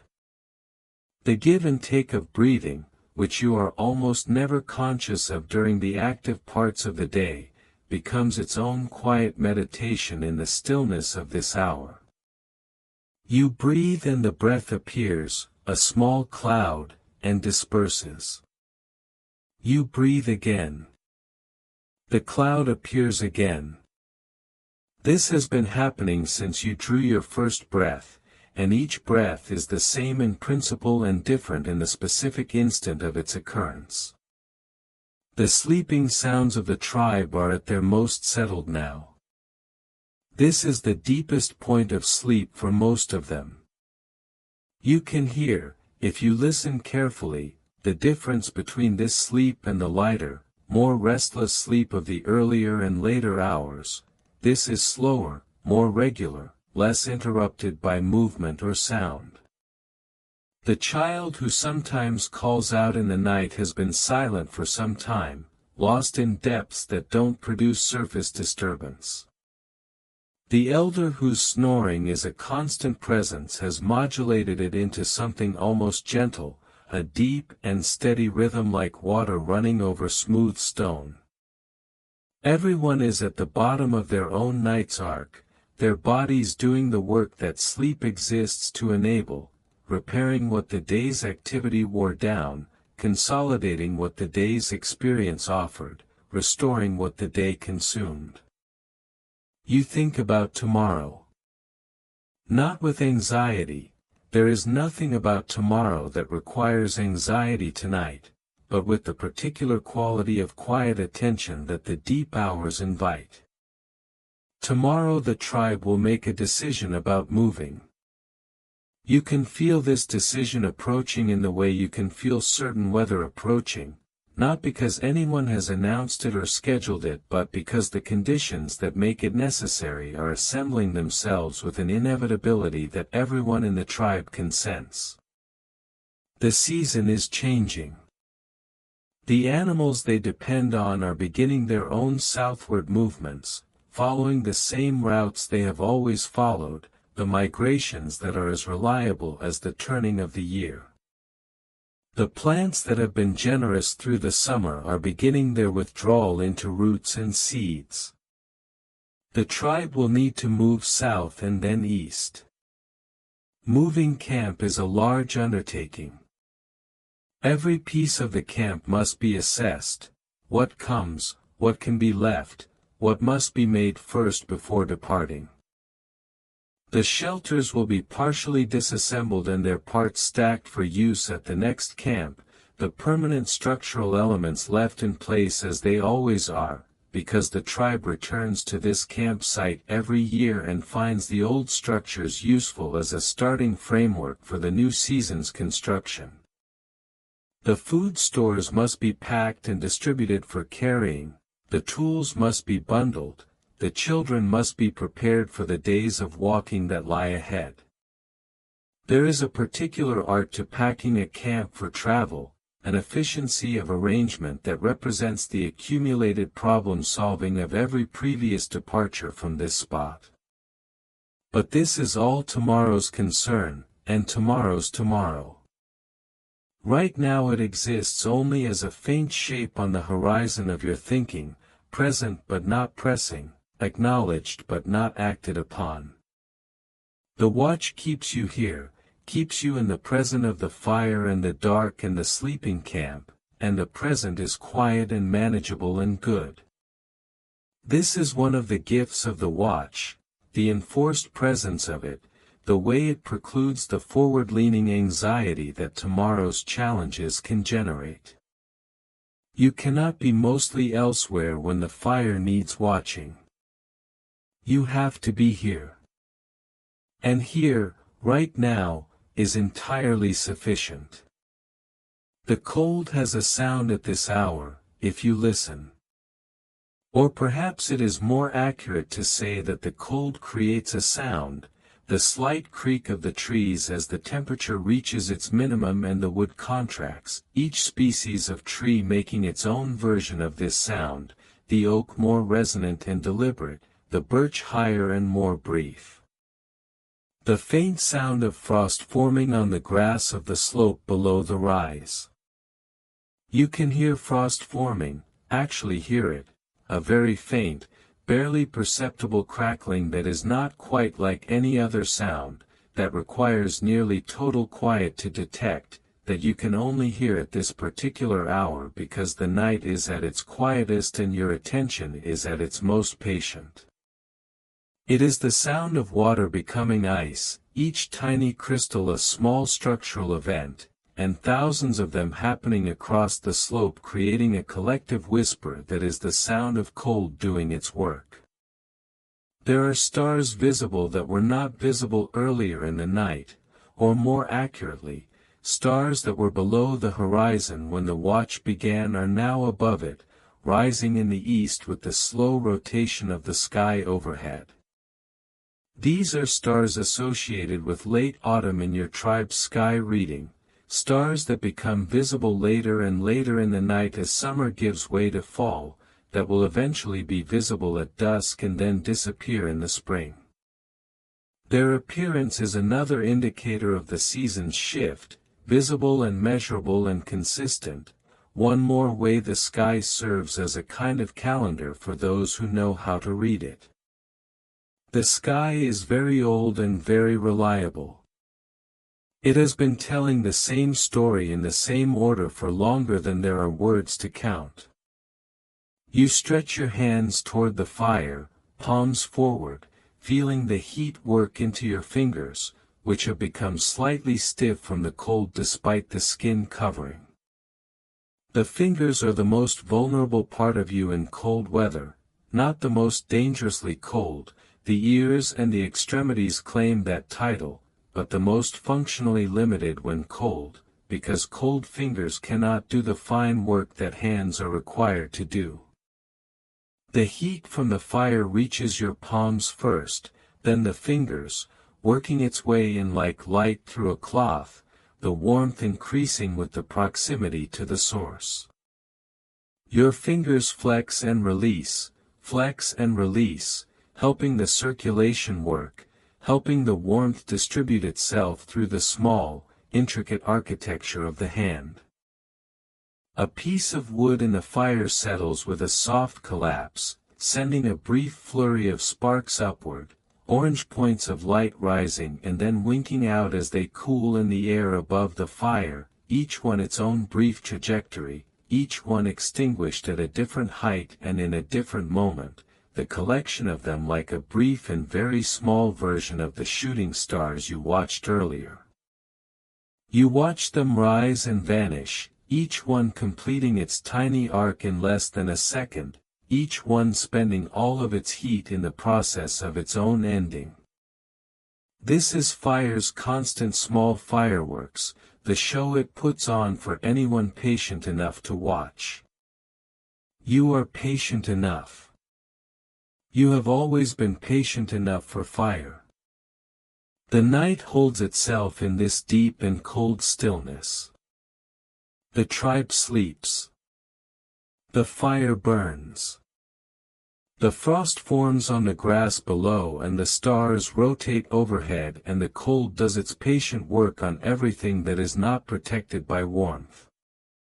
You sit in the center of all of it, the last waking mind in the sleeping camp, held between the fire and the dark, between the warmth and the cold, between the past of the day and the future of the dawn, exactly where you are supposed to be. The night is not asking anything of you right now except your continued presence. You provide it, gladly, settling into the watch with the ease of long practice. If you are drifting now, let yourself go. Subscribe so the next story is waiting when you return. Sleep well. You smell it before you hear it, and you hear it before you see it, and seeing it is only a partial thing even when it comes, a shape in the dark at the edge of the forest rather than a full and clear encounter. But the smell is unmistakable, and it reaches you from the northeast with a faint shift in the breeze that brings it across the rise from the direction of the trees and settles it into your awareness with the clarity of a word spoken directly into your ear. It is a large predator. The smell of a large predator at night, musky, thick, with something mineral underneath it, something that reads at a level below thought as other and powerful and present, is not a smell you can describe adequately to someone who has not smelled it. But your body knows it without any need for description. You do not stand. You do not reach for anything. Your first response to the smell is simply to stop moving, to become as still as the log you are sitting against, to reduce every signal you are broadcasting into the night to its minimum level. This is the correct response. It is not calculated, it arises from a place below calculation, from the same ancient layer of awareness that produces the smell recognition itself. A layer that knows things about predators that no individual lifetime could teach on its own, knowledge that has been passed down through every generation of your kind in a form more reliable than language. Your breathing slows and quiets. Your hands, which were resting loosely on your knees, settle more completely still. Your eyes, which have been moving in a slow scan of the surroundings as they always do on the watch, stop moving and look directly toward the direction the smell came from. The northeast. The forest edge to the northeast is perhaps 80 steps from where you are sitting, which is close enough, given what is producing this smell, to require your full attention but not close enough, given the fire and the downward slope between you and the trees, to require panic. The fire. The fire is the central fact of this moment, more important than your stillness or your silence or any other response you might generate. The fire is what it has always been, in every encounter between your kind and the large predators of the night, the line between the world where you are vulnerable and the world where you are not. Large predators know fire. They have always known it, in the deep evolutionary sense that knowledge doesn't require thought. Fire means danger for them in a way that has no nuance, no exception.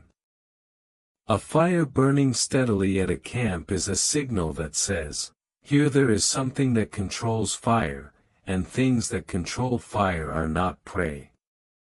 The fire doesn't need to be large. It needs to be present and consistent. It needs to be what it is right now, burning well, stably, not guttering or low, casting its warm light in a ring that extends to the edge of where you are sitting. The sound comes next. Very faint at first, then slightly less faint, then distinct enough to locate, the sound of something large moving through undergrowth at the forest edge. Not crashing through, this is not the sound of something in flight or something charging. It is the deliberate, unhurried sound of a large animal picking its way through terrain with the care of something that knows what its feet are doing. Each footstep is placed. Each contact with the ground is controlled. Whatever this is, it is moving with the competence of a predator in its element at night, efficiently, quietly, directing its full attention forward. A moment of silence. Then the sound stops. The predator has paused at the forest edge. You know this without being able to see it. The cessation of the approach sounds tells you it has stopped, and the fact that it has stopped at what you judge to be the forest edge tells you it has seen the fire, or smelled the camp more fully, or both. You imagine it there, standing in the darkness just inside the tree line, its head up, reading the information the air is bringing it. The fire. The smell of humans. The smell of the things humans keep and use and cook.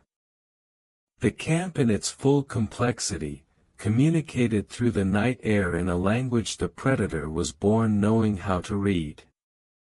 You hold still. The fire crackles once, a small, domestic sound, and you see in your peripheral vision that its light is steady, well-fueled, doing its work. The predator, wherever it is in the dark at the forest edge, is reading that fire. And the fire is saying what it always says, occupied. Defended. Not a safe place for easy hunting. The smell intensifies briefly, or you become more aware of it, the cold air carrying it more directly as the slight breeze shifts and steadies. It is close. Closer than you would prefer, though not yet close enough for any response other than stillness and attention. The smell is rich and complex in a way that confirms what you already knew. This is not one of the smaller predators, the medium-sized cats or the wolves that are a common and largely manageable presence in the area. This is something larger. A cave lion, possibly, or something in that category. The large cats of the open woodland, the ambush hunters that you and your tribe respect absolutely and engage with never if possible. Something in the fire pops. The sound is clean and sharp in the still air. Then silence. Then, from the direction of the forest edge, the faint sound of footsteps resuming, but moving differently now, not toward you but parallel to the tree line, moving north along the edge of the forest and then, as you listen, turning gradually away, the sounds growing fainter, the direction shifting from north to northeast to east. Moving away. Moving away in the unhurried, unalarmed way of something that has made a calculation and arrived at a conclusion. The camp is occupied. The fire is burning. The available prey elsewhere is more accessible and less complicated. The footsteps fade. The forest edge is quiet. The smell persists for a few minutes, scent hangs in air longer than sound does, and then it too begins to dissipate, carried away by the slight breeze or simply dispersing in the night air until it is below the threshold of your awareness. The predator is gone. It was never a crisis. It was a contact, the kind of contact that happens regularly enough that it would be remarkable to go a whole season without one, and it resolved the way it almost always resolves. The fire did what fire does, and the large animal made the sensible calculation and went elsewhere. Your breathing returns to its normal depth. You notice, with the mild interest that follows the release of held tension, that you have been very still for some time. your whole body maintained in a posture of concentrated attention that is only now releasing itself back into the easier posture of ordinary watchfulness. Your shoulders lower slightly. Your hands find their loose resting position again. You scan the sleeping ark, no one has stirred. The tribe has slept through the entire encounter, their bodies and minds entirely uninformed of the large predator that passed within 80 steps of the camp and chose not to approach. This is what the watch is for. Not the dramatic confrontation. There was no dramatic confrontation, and that is exactly as it should be. The watch is for the steady, patient, competent maintenance of safety. For keeping the fire going so that the fire can say what fires say to the night. For being awake so that a smell can be recognized and a stillness can be enacted before a calculation turns in the wrong direction. The tribe is safe not because nothing dangerous came near tonight but because when something dangerous came near, someone was awake and the fire was burning and the combination of those two things was enough. You add a piece of wood to the fire. Not out of fear, out of simple tending, the regular maintenance that the watch requires. The fire accepts it and brightens slightly, the new piece catching and contributing its light to the ring of warmth around the camp. The light falls on the sleeping shapes of the people you are watching over. The child with the flung arm. The elder with his steady breathing. The hunters, their bodies still carrying the tiredness of the day's work, sleeping with the thoroughness of those who gave their full effort and have nothing held back. They do not know. And they don't need to know, not tonight, not until tomorrow, when the morning fire will be the place to mention it in the tone of the ordinary, something noted and filed among the ongoing accounting of who has been through recently and which direction they seem to be going. Tonight it is simply over, the encounter and its resolution, complete and contained, leaving no residue except in your memory and in the fading traces of a smell the night air is slowly carrying away. There is a particular luxury available to the night watch that daylight hours rarely provide, the time and the quiet to think about the people you love. Not in the way you think about them while you are with them, when the thinking is always partly action, always partly occupied with the practical substance of being together, what needs to be done, what was said, what is needed. But in the watch hours, when the people are sleeping and present only as sounds and shapes and the warmth they contribute to the air of the camp, you can think about them in a different way. A fuller way. The way you think about something when you have stepped back far enough to actually see it.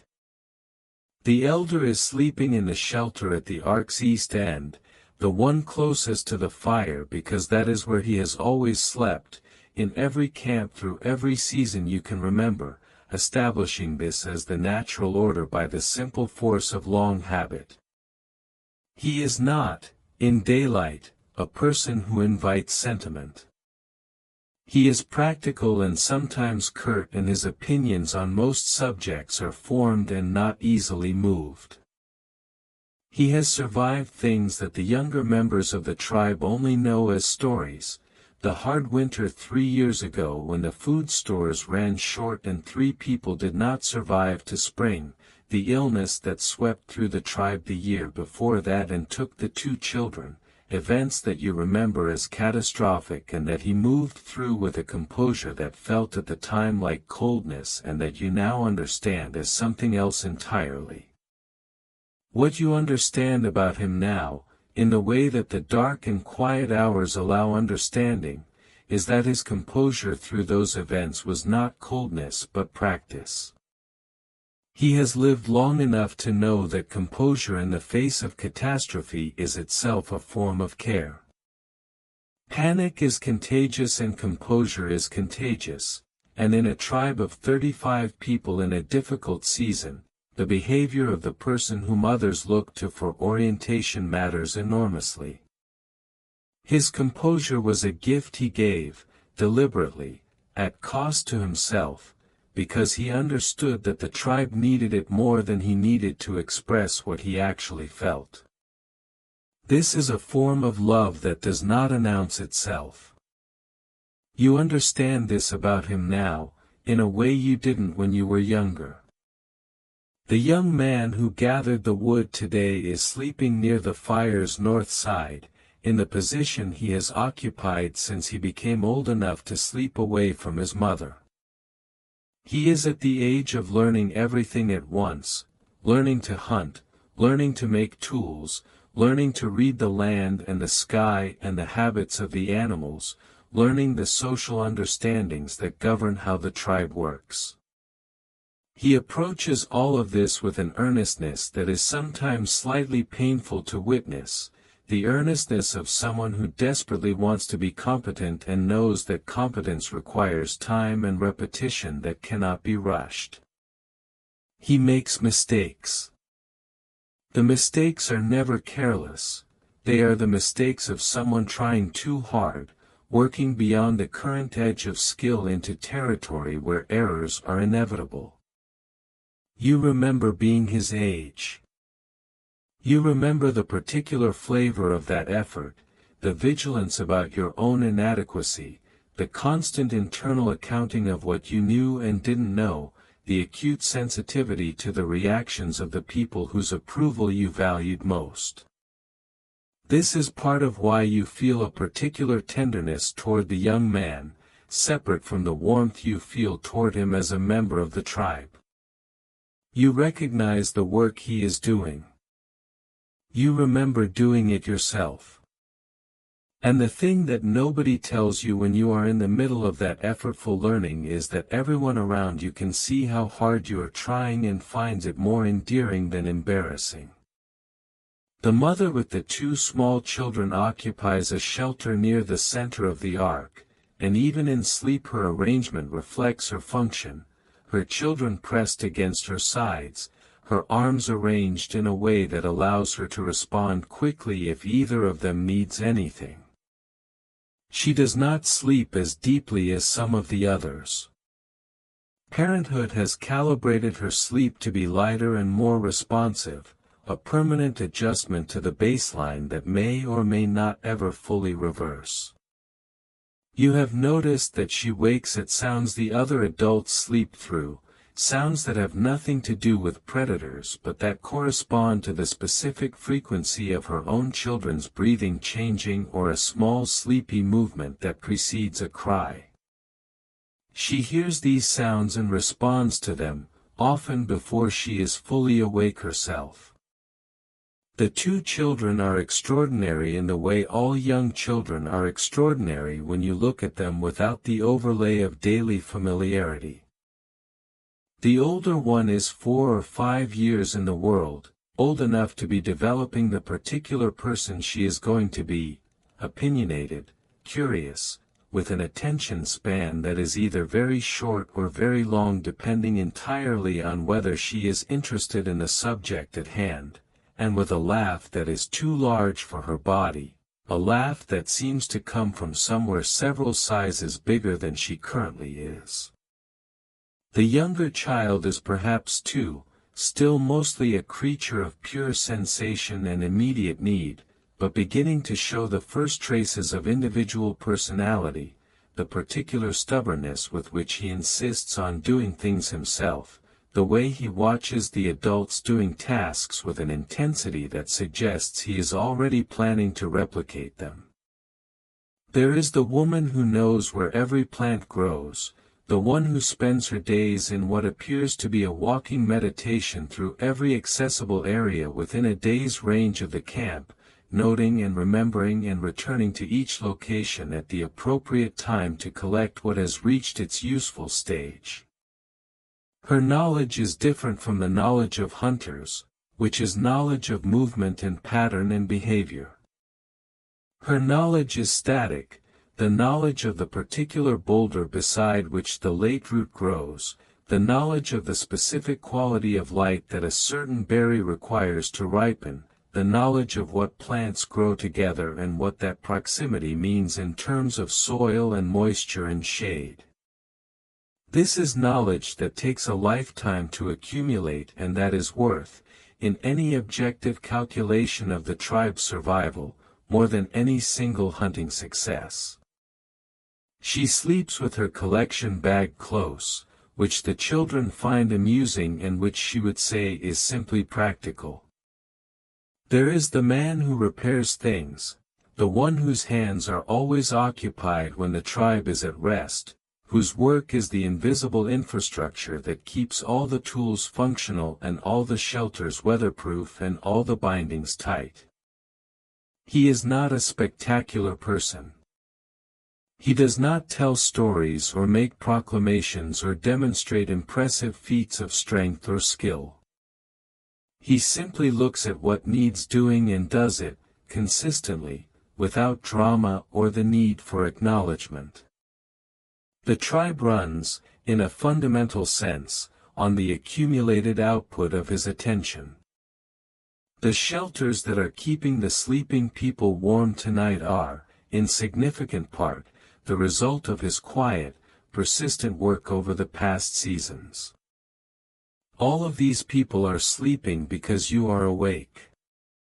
All of them are in their deepest and most unguarded state, the state in which they are most themselves and most vulnerable simultaneously, because the watch makes this possible. You are the layer of awareness that stands between the sleeping camp and the night, and you hold that position without drama or ceremony because it is the role the night assigns, and the role is necessary, and you are adequate to it. This is love in one of its oldest forms, not the love that speaks itself but the love that sits up when everyone else sleeps, that keeps the fire, that holds the listening attention so that others don't have to. This form of love does not require acknowledgement to function. The people sleeping around you do not wake up and think about who is keeping the watch.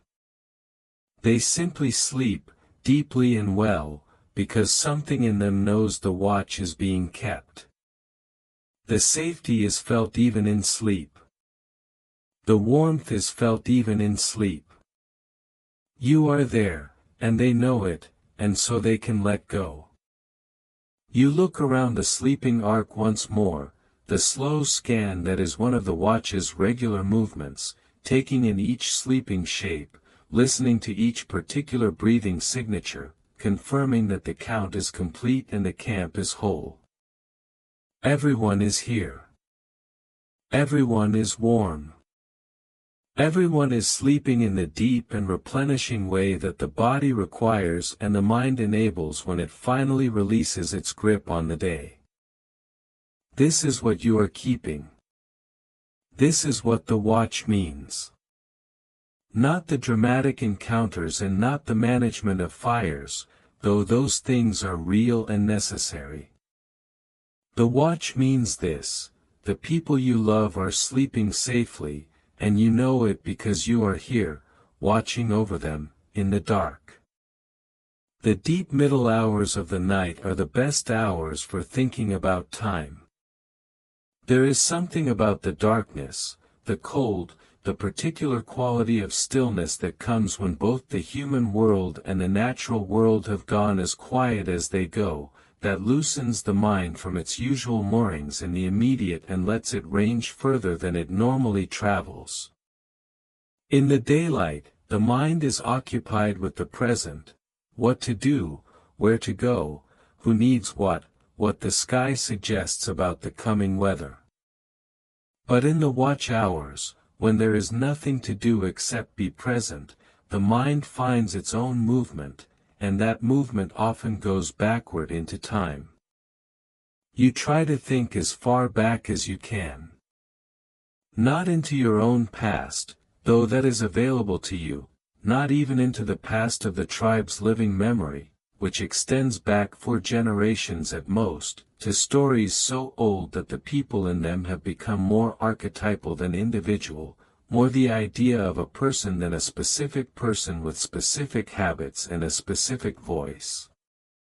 Further than that, you try to think past the edge of what is known, past the edge of what is sayable, into the time before there were words for it. Somewhere behind you, in a direction that is not exactly backward because it is not quite spatial, the valley you are sitting above was a different kind of place. The trees were different. The animals were different, the ones you know as the great ancestors of the current animals, larger and stranger, filling roles in the world that the current animals fill with their own smaller and more numerous presence. The grasslands to the south were different grasses, different plants, a different ecological conversation happening between soil and sun and water and life. And before that, different again, and before that, different again, and the changes get harder to imagine the further back you go because at some point you are trying to imagine a world that would not be recognizable as the world you know at all. The rock beneath the soil you are sitting on, the same rock that the rise is made of, the bedrock that the soil accumulated over so slowly that the accumulation cannot be perceived from inside a single lifetime, is very old. You know it is old because the elders told you it is old and because something in you, sitting on it in the night, feels the weight of its age without needing to be told. The rocks in this part of the world were laid down when the world was in a different configuration entirely, when things that are now solid and still were at some point liquid and moving, when the mountains that seem so permanent and so definitional to the landscape were being pushed upward by forces that have since gone quiet. The mountains looked the same from year to year, from generation to generation. But over the kind of time that makes the rock, the mountains move. Everything moves. Nothing is permanent except the fact of change itself. Your tribe has been in this general region for as long as the stories go back. The specific camps change with the seasons, you move because the animals move, because the plants reach different stages in different places at different times of the year, because the water sources change with rainfall and snowmelt and drought. But the region is familiar, the landscape known, the routes between summer camps and winter camps walked by your feet and your parents' feet and your parents' parents' feet before that. The worn places in the ground at certain crossing points, the old fire rings at the good stopping places, the carefully maintained knowledge of which routes are passable in which seasons, all of this is the accumulated infrastructure of a life lived intimately with a specific piece of land. Before your tribe, other tribes. You know this not from stories but from the evidence. The old fire rings in places where your tribe has never camped, the worked flints found sometimes at distances from any current habitation, the particular configurations of stones in sheltered places that are too deliberate to be natural but too old to be attributed to anyone living. People came through this land before your people, and camped here, and made fires, and kept watches of their own in the same dark, and moved on, or didn't move on, or were absorbed by other groups or divided into new ones. The land does not remember them specifically, but it holds the physical traces of their presence in the way that stone holds the pressure applied to it centuries ago. And before those people, before the evidence of fire and worked stone, the land was occupied by other things. The enormous animals that are now rare or gone entirely, you have found the bones, as has your tribe, in the course of life in this landscape. Bones too large for any current animal, partially exposed by erosion or the digging of the river, bones that have been turned to stone over time, rock that has the unmistakable shape of something that was once alive. The elders have stories for some of these bones, not accurate stories, not stories that correspond to what the bones actually were, but stories that express the correct response to the evidence, which is awe. Things existed here before the current things. Things larger and stranger than the things you know. The world has always been populated by life, in every form the conditions permitted, filling every available role with whatever was equal to the task. And before the bones. Before the animals. The rock remembers things that cannot be read without the kind of knowledge your tribe does not have and will not have for a very long time.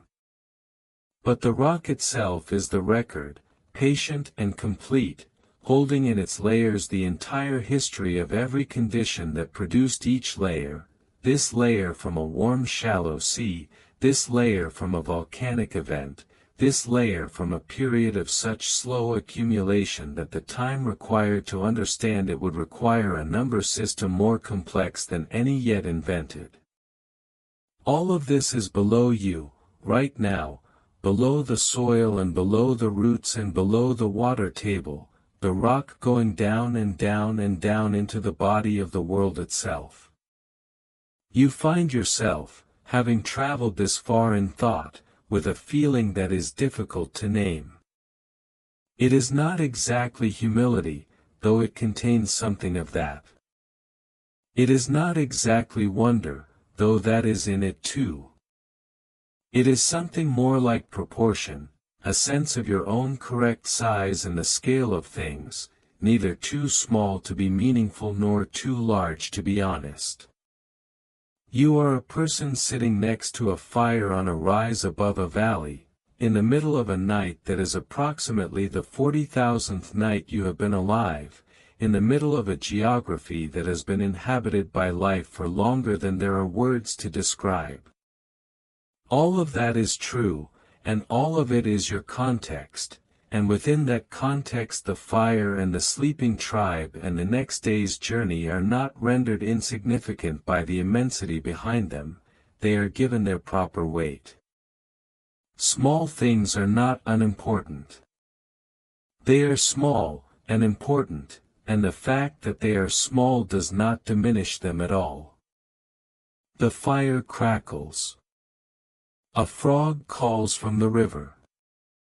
The owl, which has been silent for some time, calls once from the deep northeast and then goes quiet again. The world is its own size, doing its own business, populated by lives that have their own completeness independent of your awareness of them. And you are part of it, one more life among all the lives, one more warm presence in the night, keeping a fire and watching over the people you love. There is a peace in this that the daylight hours rarely provide. Not the peace of having nothing to worry about, there is always something to worry about, and the night watch does not change that. But the peace of knowing where you are in the picture, the peace of having sat long enough and thought far enough to find the edges of the thing you are inside. The picture is very large. You are a small and warm and lively point within it. And that is enough. That is, in fact, everything that is necessary to be. The stars turn. The cold continues its patient work. The fire breathes in its steady way and the tribe breathes in theirs, and the world beyond the fire continues without anxiety, without hurry, in the ancient and uninterruptible manner that it has always continued. You are here. The people you love are sleeping.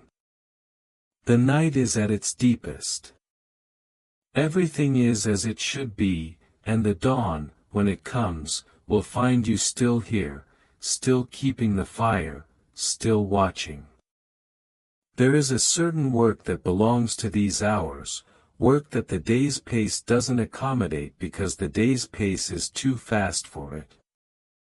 The detailed, patient, slow work that requires good light and quiet hands and an absence of interruption. You have brought the flint tool, the one with the small irregular edge that needs correcting, and in the firelight you attend to it with the unhurried focus that this hour makes possible. The flint is a piece of good stone, dark gray with a slight translucence at the thinner edges, and the flaw in its working edge is a slight step rather than a smooth curved profile, the result of a previous knapping session that went slightly wrong at the last strike.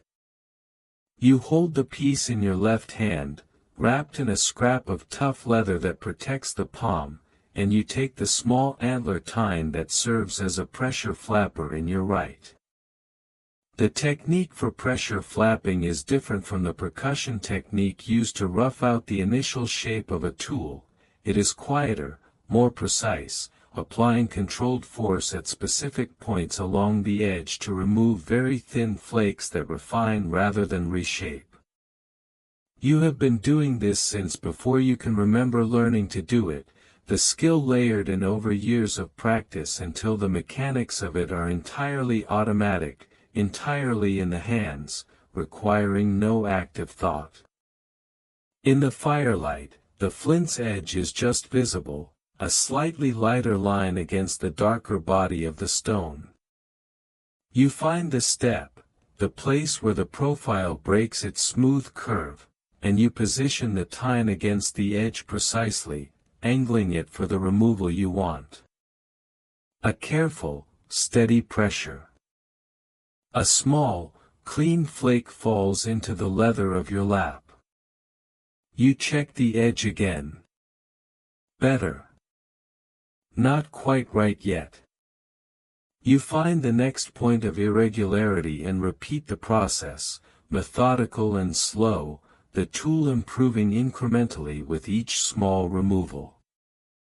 The fire provides light, but the light is warm and variable, the flame moving in the small breeze and creating a shifting pattern of illumination on the work in your hands. You have learned to read by this light, to compensate for its movement, to catch the edge in the best angle of it and work quickly in that angle before it shifts. This is a skill within the skill, the adaptation to available conditions that most craft requires, the adjustment of technique to circumstance that separates someone who can do a thing in ideal conditions from someone who can do it in the conditions that actually exist. A piece of wood in the fire settles. The light brightens briefly as the settling exposes new surface to the flame, then settles back to its previous level.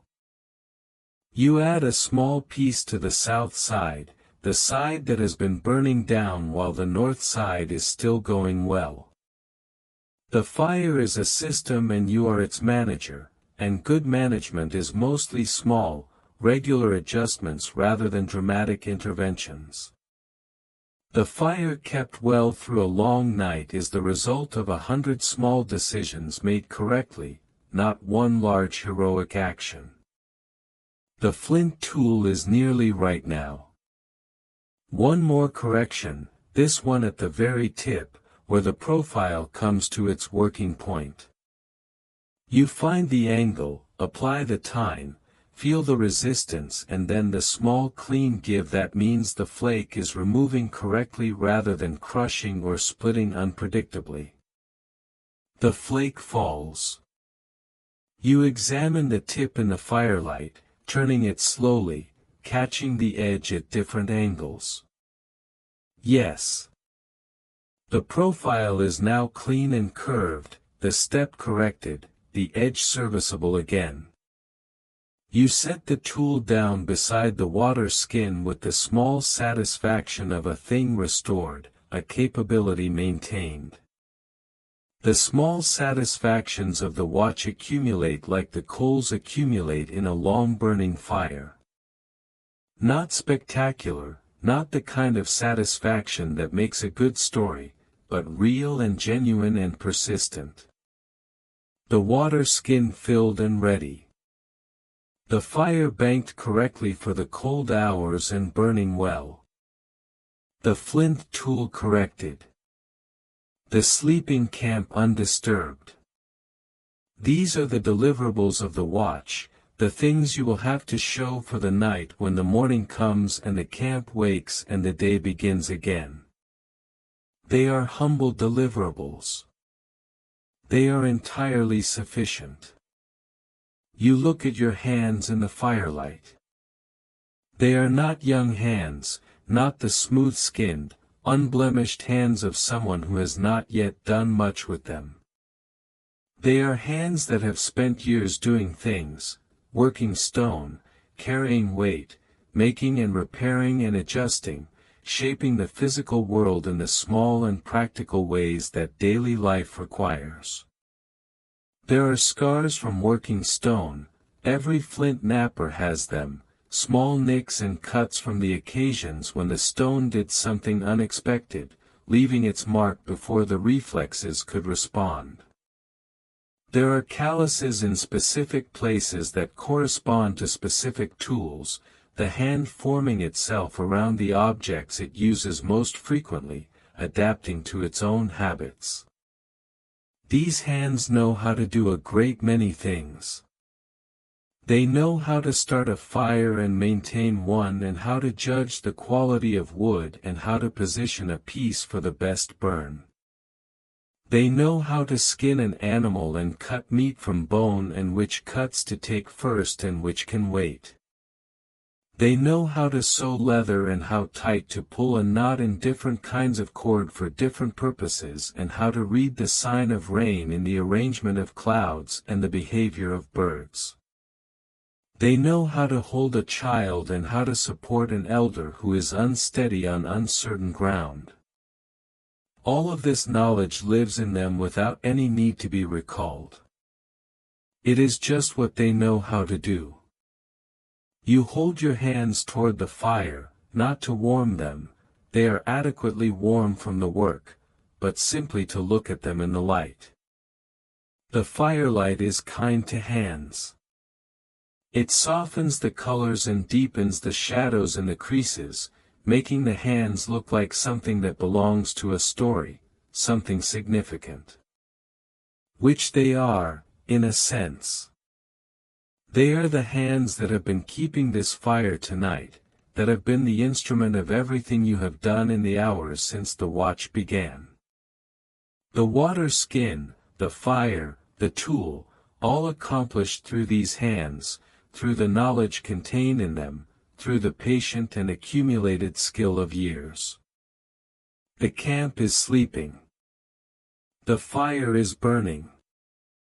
The dark is dark and the cold is cold, and the stars are in their places and the predator is gone and the mammoths are far to the east by now, continuing their own long journey through the night.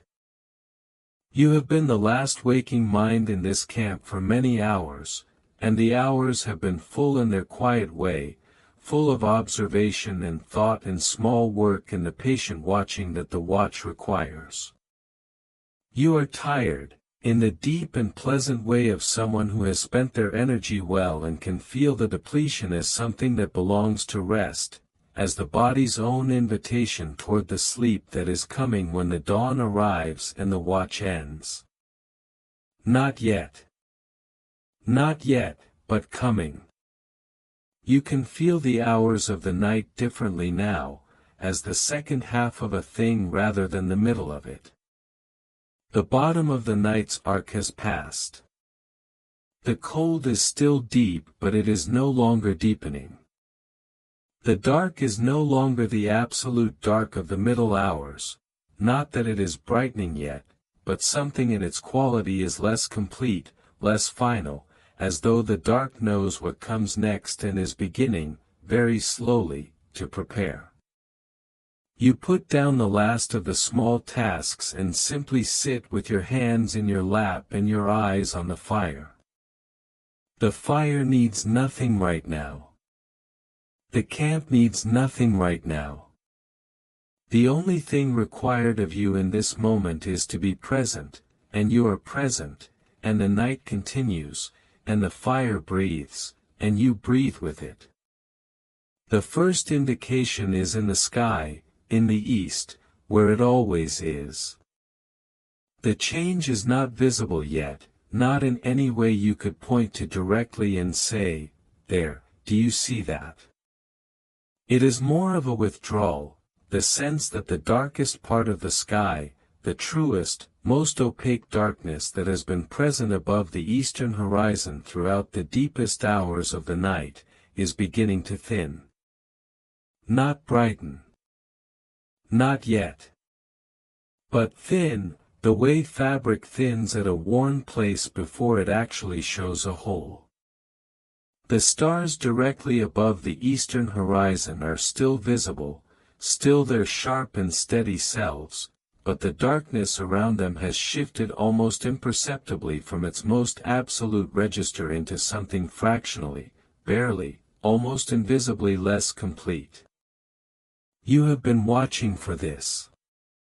Not anxiously, the dawn will come whether you watch for it or not, has been coming in the east every night since the beginning of time, but with the patient attention that the watch's last phase deserves. The turning of the night is one of the things that the watch gives you that ordinary life does not, the experience of being present for the actual moment of change, the exact point at which the sky decides that night is enough and begins the long reversal back toward day. This is not a dramatic moment. It is the least dramatic possible version of a profound event, a change so gradual that it can only be perceived by someone who has been sitting in the dark for a long time, watching. The cold reaches its minimum and begins, not yet to warm, but to stop cooling. This is its own perceptible change, a quality of the air that shifts from actively cold to simply cold, from cold that is still becoming colder to cold that has arrived at its endpoint and is now stable. The frost on the grass below the rise, which you could hear forming during the deepest hours, has completed itself.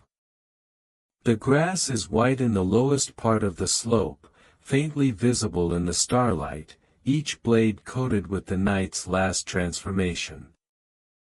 The frost will begin to melt within an hour of the sun's first appearance, returning to dew and then evaporating, the water completing a small cycle that happens every clear night at this time of year, noticed only by those who stay up to see it.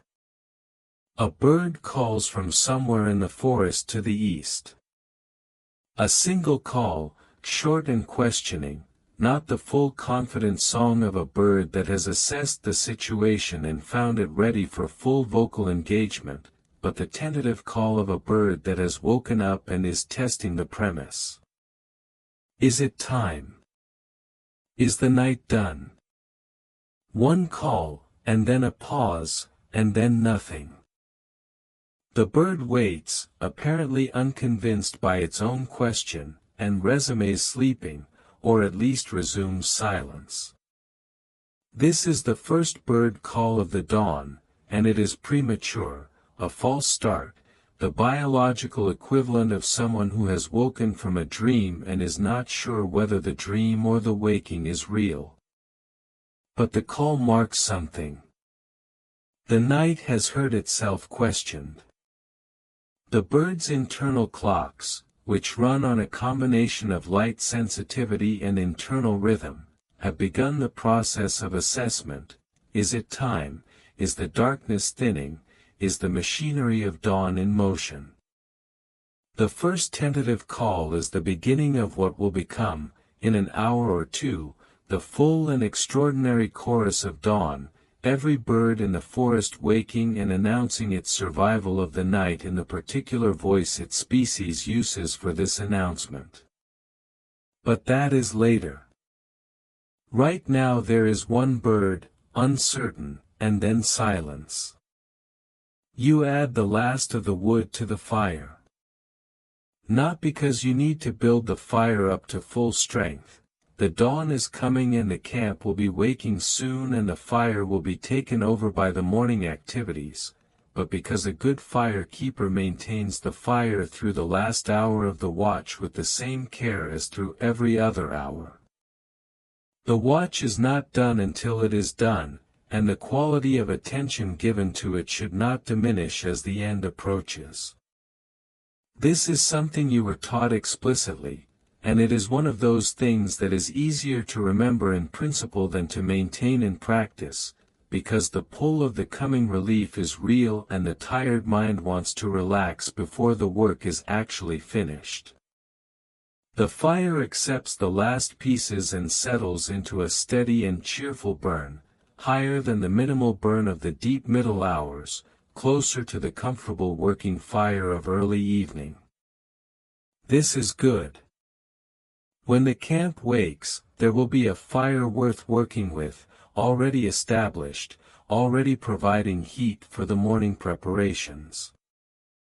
Someone will bank it lower and hang the water vessel over it for the morning drink, and someone else will find the remaining food from yesterday and assess what is worth eating this morning versus what needs to be set aside for the journey, and all of this activity will unfold around a fire that has been burning continuously through the night without anyone having to rebuild it from scratch.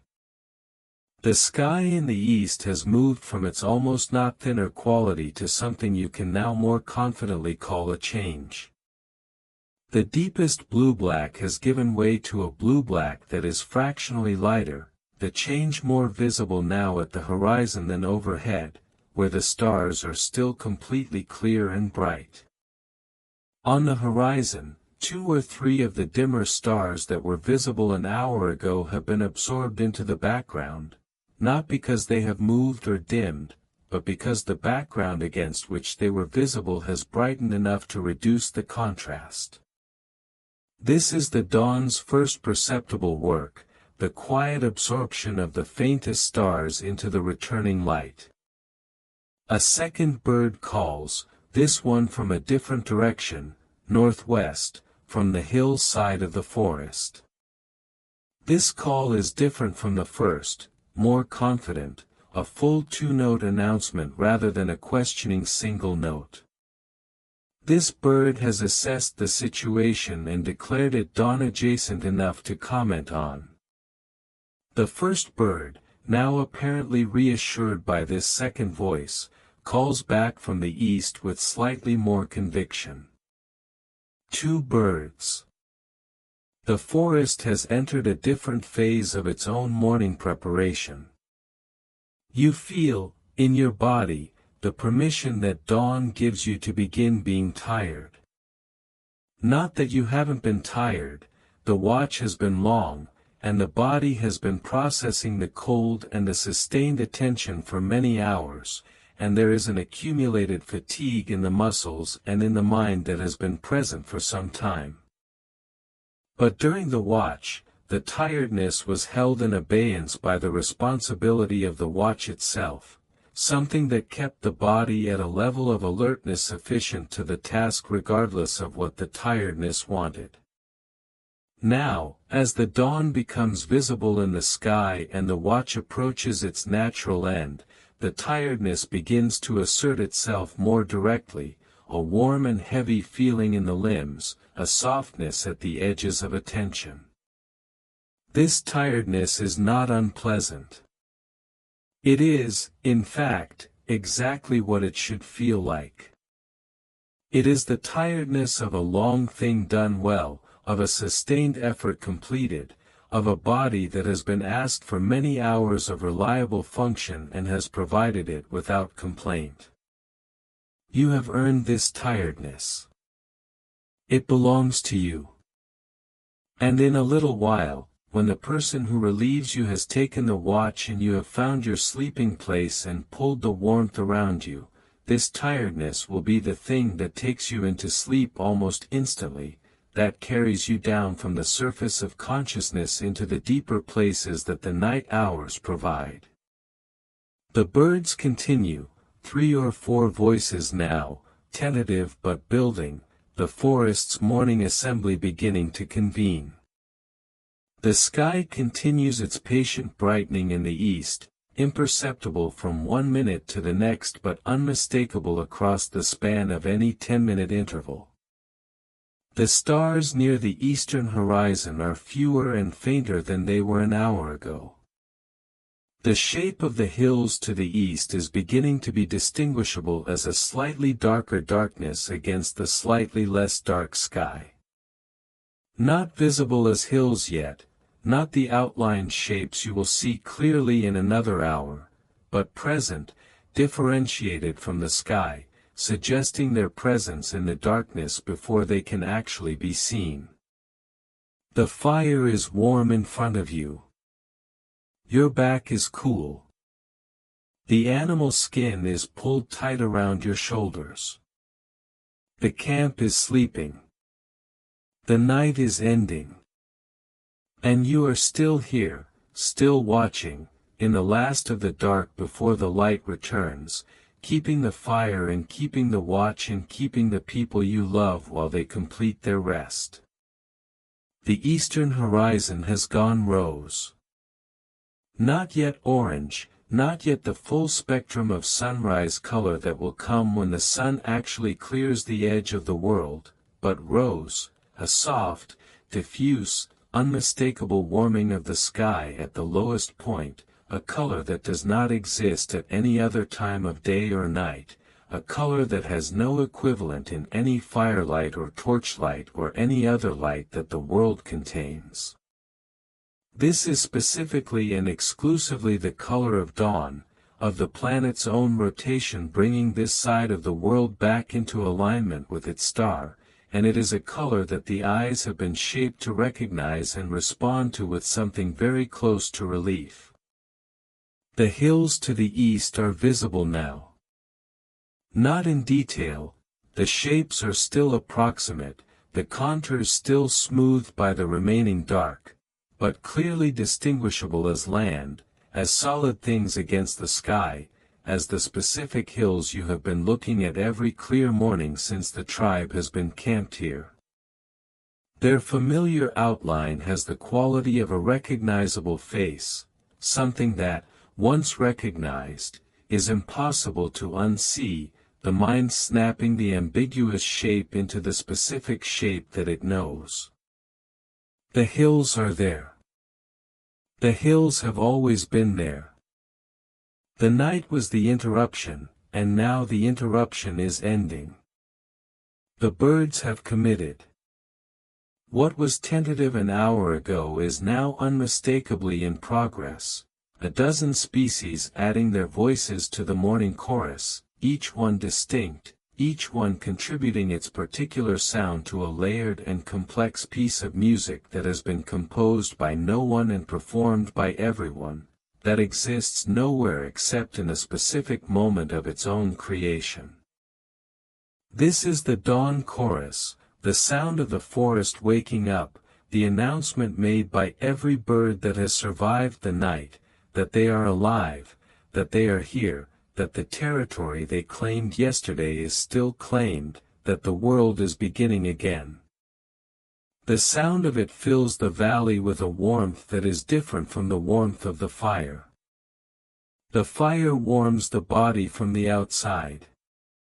The dawn chorus warms something else, something that lives at the intersection of the body and the mind, the place where physical sensation and emotional response overlap without clear boundary. Hearing the birds begin is hearing the world's reassertion of itself. The night was real and the cold was real and the dark was real, and they are now passing, and the world is making itself known again in the most direct possible way, through the voices of the creatures that have been waiting all night to speak. Inside the shelters, you can hear the earliest stirrings.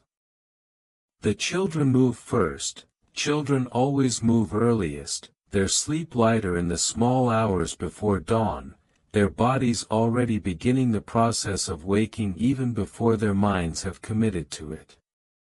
A small sound from the mother's shelter, the particular quality of a child almost waking, followed by the lower sound of the mother responding without fully waking herself. Then silence again for a moment. Then the sound of the child settling back into sleep for what may be its last few minutes of it, the body getting what it can while it can. The elder will wake soon. He wakes early, this is his habit, has been his habit for as long as anyone can remember. He is already awake before most of the camp has properly entered the day's first hour, and he uses the early morning in a way that the rest of the tribe does not, sitting outside his shelter when the light is new and the air is fresh and the day has not yet accumulated its demands, in what appears to be a very ancient form of contemplation. What he thinks during these early morning sits you do not know exactly. But they seem to be important to him in a way that is similar to the importance of the watch to you, a practice of sustained and quiet attention that organizes something in the mind that would otherwise stay scattered. The fire is doing well. You have kept it well all night, and it shows in this final hour. The fire is at the right size and heat for the beginning of the day's activities, not so large it will interfere with cooking preparation and not so small it needs rebuilding before use. This is the craft of a long watch expressed in the condition of the fire at its end. A bad watch leaves a fire that is nearly out or that has been built too high in a panic. A good watch leaves a fire that is simply right, ready, continuing without drama from the night's work into the day's. The rose on the horizon has intensified and spread upward. The sky now shows a gradient from rose at the horizon to a deep blue-gray overhead, the blue-gray that the sky holds in the transitional period between the last of the dark and the first of the actual day's color. Stars are visible overhead but few, the very brightest ones, the ones that can withstand competition from a partially lit sky, are still there, but they are the last remnants of the night's full array, holding their ground against the returning light with a stubbornness that will last another 20 minutes at most.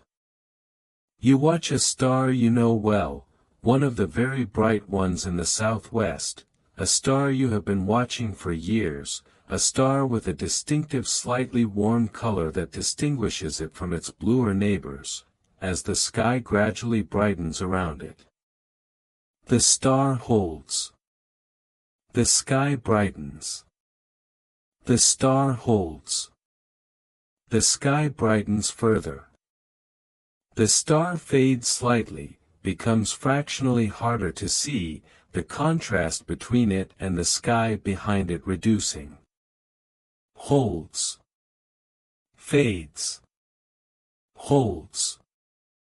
And then at some point in the ongoing brightening you look at the spot where it was and it is gone, absorbed into the blue-gray, still there, still burning in the sky as it has been burning for longer than the sun has been burning, but invisible to your eyes from this brightening world, lost in the returning light. The birds in the forest have reached the full volume of the dawn chorus, every species adding its voice, the sound a continuous and complex layering of songs that overlap and complement each other without any conscious coordination, the result of many separate intentions producing something unified. This is the sound that this valley has been waking to for every morning of every year of every generation that has lived here or passed through, and will wake to long after your tribe has moved on and the camps have returned to nothing but grass and frost-touched ground. The birds will sing the dawn in. They will not notice the absence. The sky in the east has moved from rose to orange. The orange is warmer, more direct, and carries in it the specific color of the approaching sun, not the full disk yet, not visible yet over the hills, but its light arriving before it does, the way a sound arrives before its source when the source is moving toward you. The orange fills the eastern sky from the horizon up to perhaps a third of the way overhead, and at its strongest point, near the horizon, there is a quality of light that makes the hills visible in their full detail for the first time since evening, not lit from above but lit from below, as though the earth itself were glowing, the specific quality of angle that makes shadows long and every surface textured and distinct. A sound from the shelters, not a child this time, but the deliberate sound of an adult making the decision to be awake. You hear the rustle of an animal's skin moved aside, and then the sound of a person sitting up, and then a pause in which the waking mind integrates its first morning information, the light level, the temperature, the sounds, the presence or absence of alarm. A moment of assessment. Then the sound of someone rising, the particular sequence of sounds that a person makes when they move from lying to standing, and then the shelter flap opening and the elder stepping out into the morning.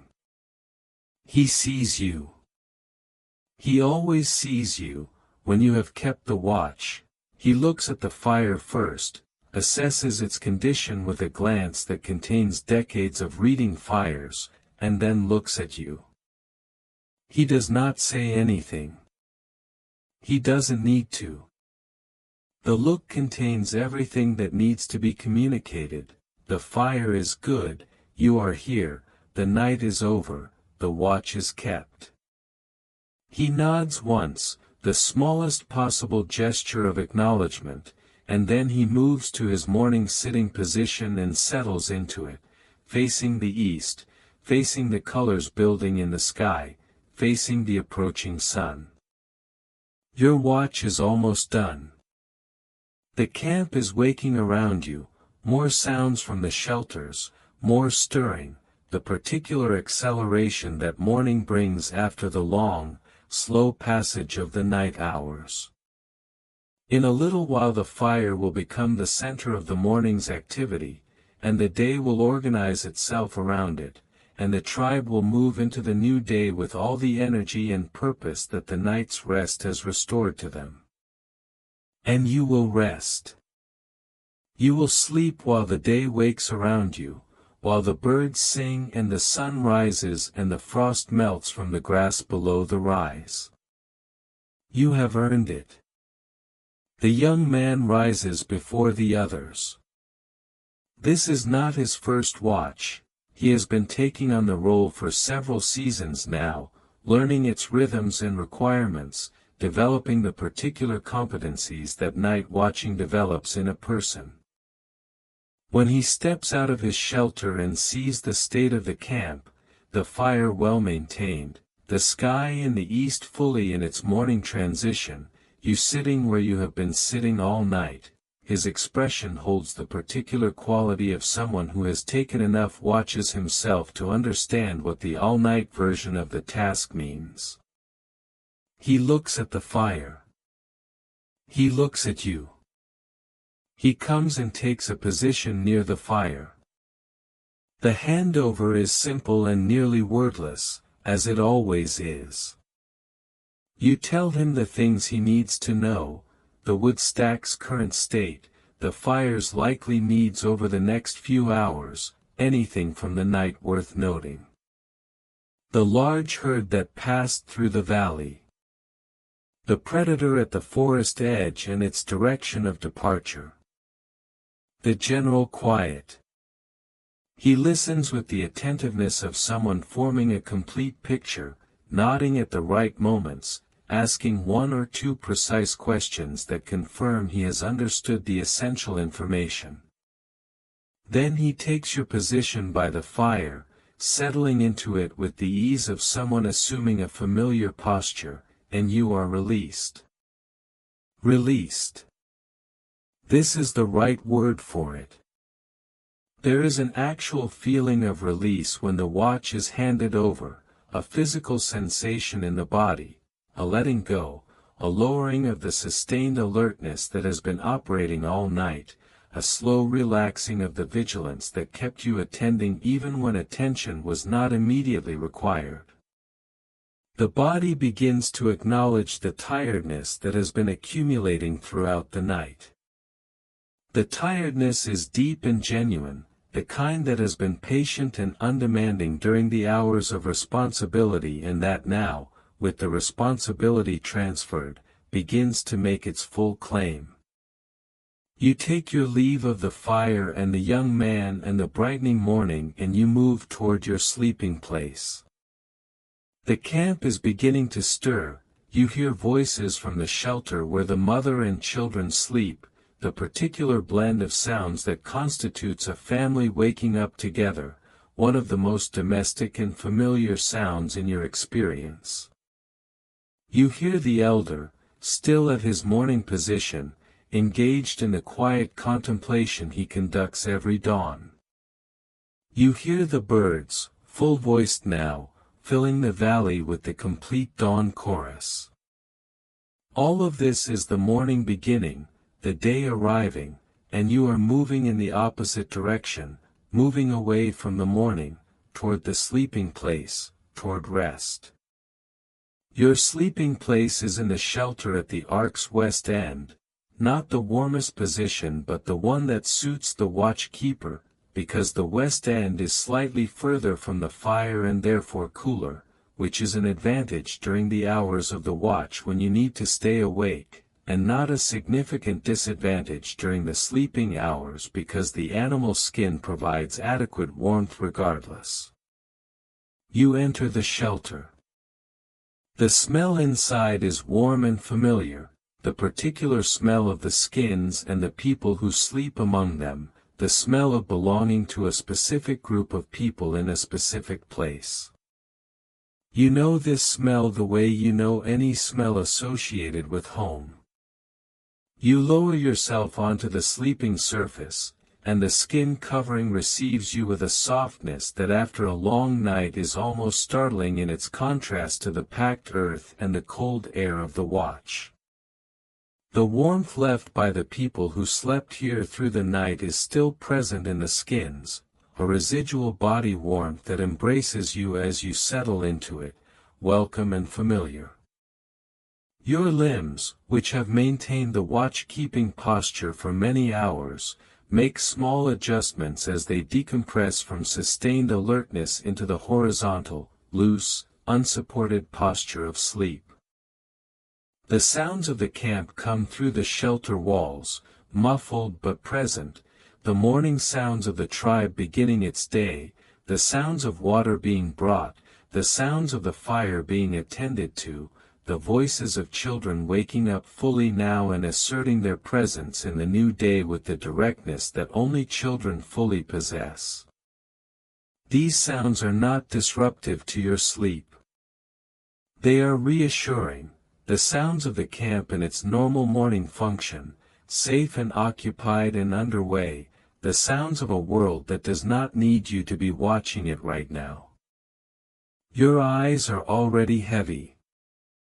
They have been heavy for some time, since the dawn began to break and the tiredness claimed its full space in your body, but you have been holding them open through the last hour of the watch with the clean, simple intention of finishing what you started. Now you do not need to hold them open. Now you let them fall, slowly, the way a day-warmed stone loses its heat in the evening, gradually, in stages, the world going from clear to soft to indistinct to gone, the morning sounds becoming background, the body's warmth rising to meet the warmth of the skin covering. The young man is at the fire. The elder is at his morning position. The mother and children are awake and beginning their day. The hunter is still sleeping, his body taking what it needs after yesterday's long effort.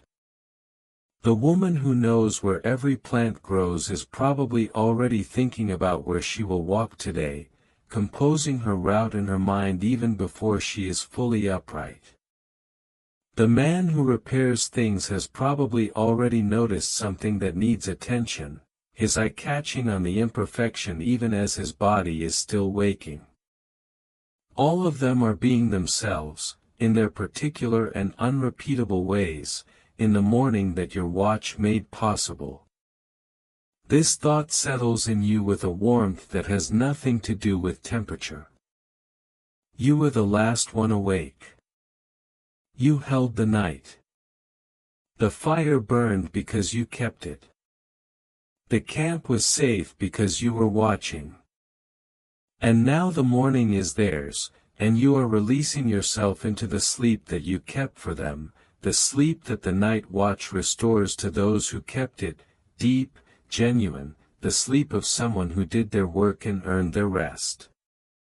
Your breathing slows. The sounds of the camp drift. The colors behind your closed eyes are warm, the amber of the inside of your eyelids in the morning light, a rosy glow that is the sun beginning to climb and its light beginning to reach the shelter walls. Warm and soft and present. The sounds of the birds come and go. The voices come and go. The smell of the morning, frost melting, fire smoke, the particular freshness of the air after a clear cold night, is faint and good. Everything is faint and good. Somewhere in the valley, the mammoths are continuing their journey. The saber-tooth is somewhere in the forest, resting in the day, its nocturnal hunting done. The river is running between its banks, carrying its cold water toward the south where the grasslands begin. The stars that were in the sky all night are still there, waiting behind the brightness of the day for the night to return. All of this continues, without any need for your attention, without any need for your watching. The world can hold itself for a while. You have done your part. The sleep comes the way it always comes when you have truly earned it, not as a falling, not as a loss, but as a receiving. The world opens gently, like a hand opening, and you settle into it with the ease of something returning to its proper place. The warmth holds you. The sounds hold you.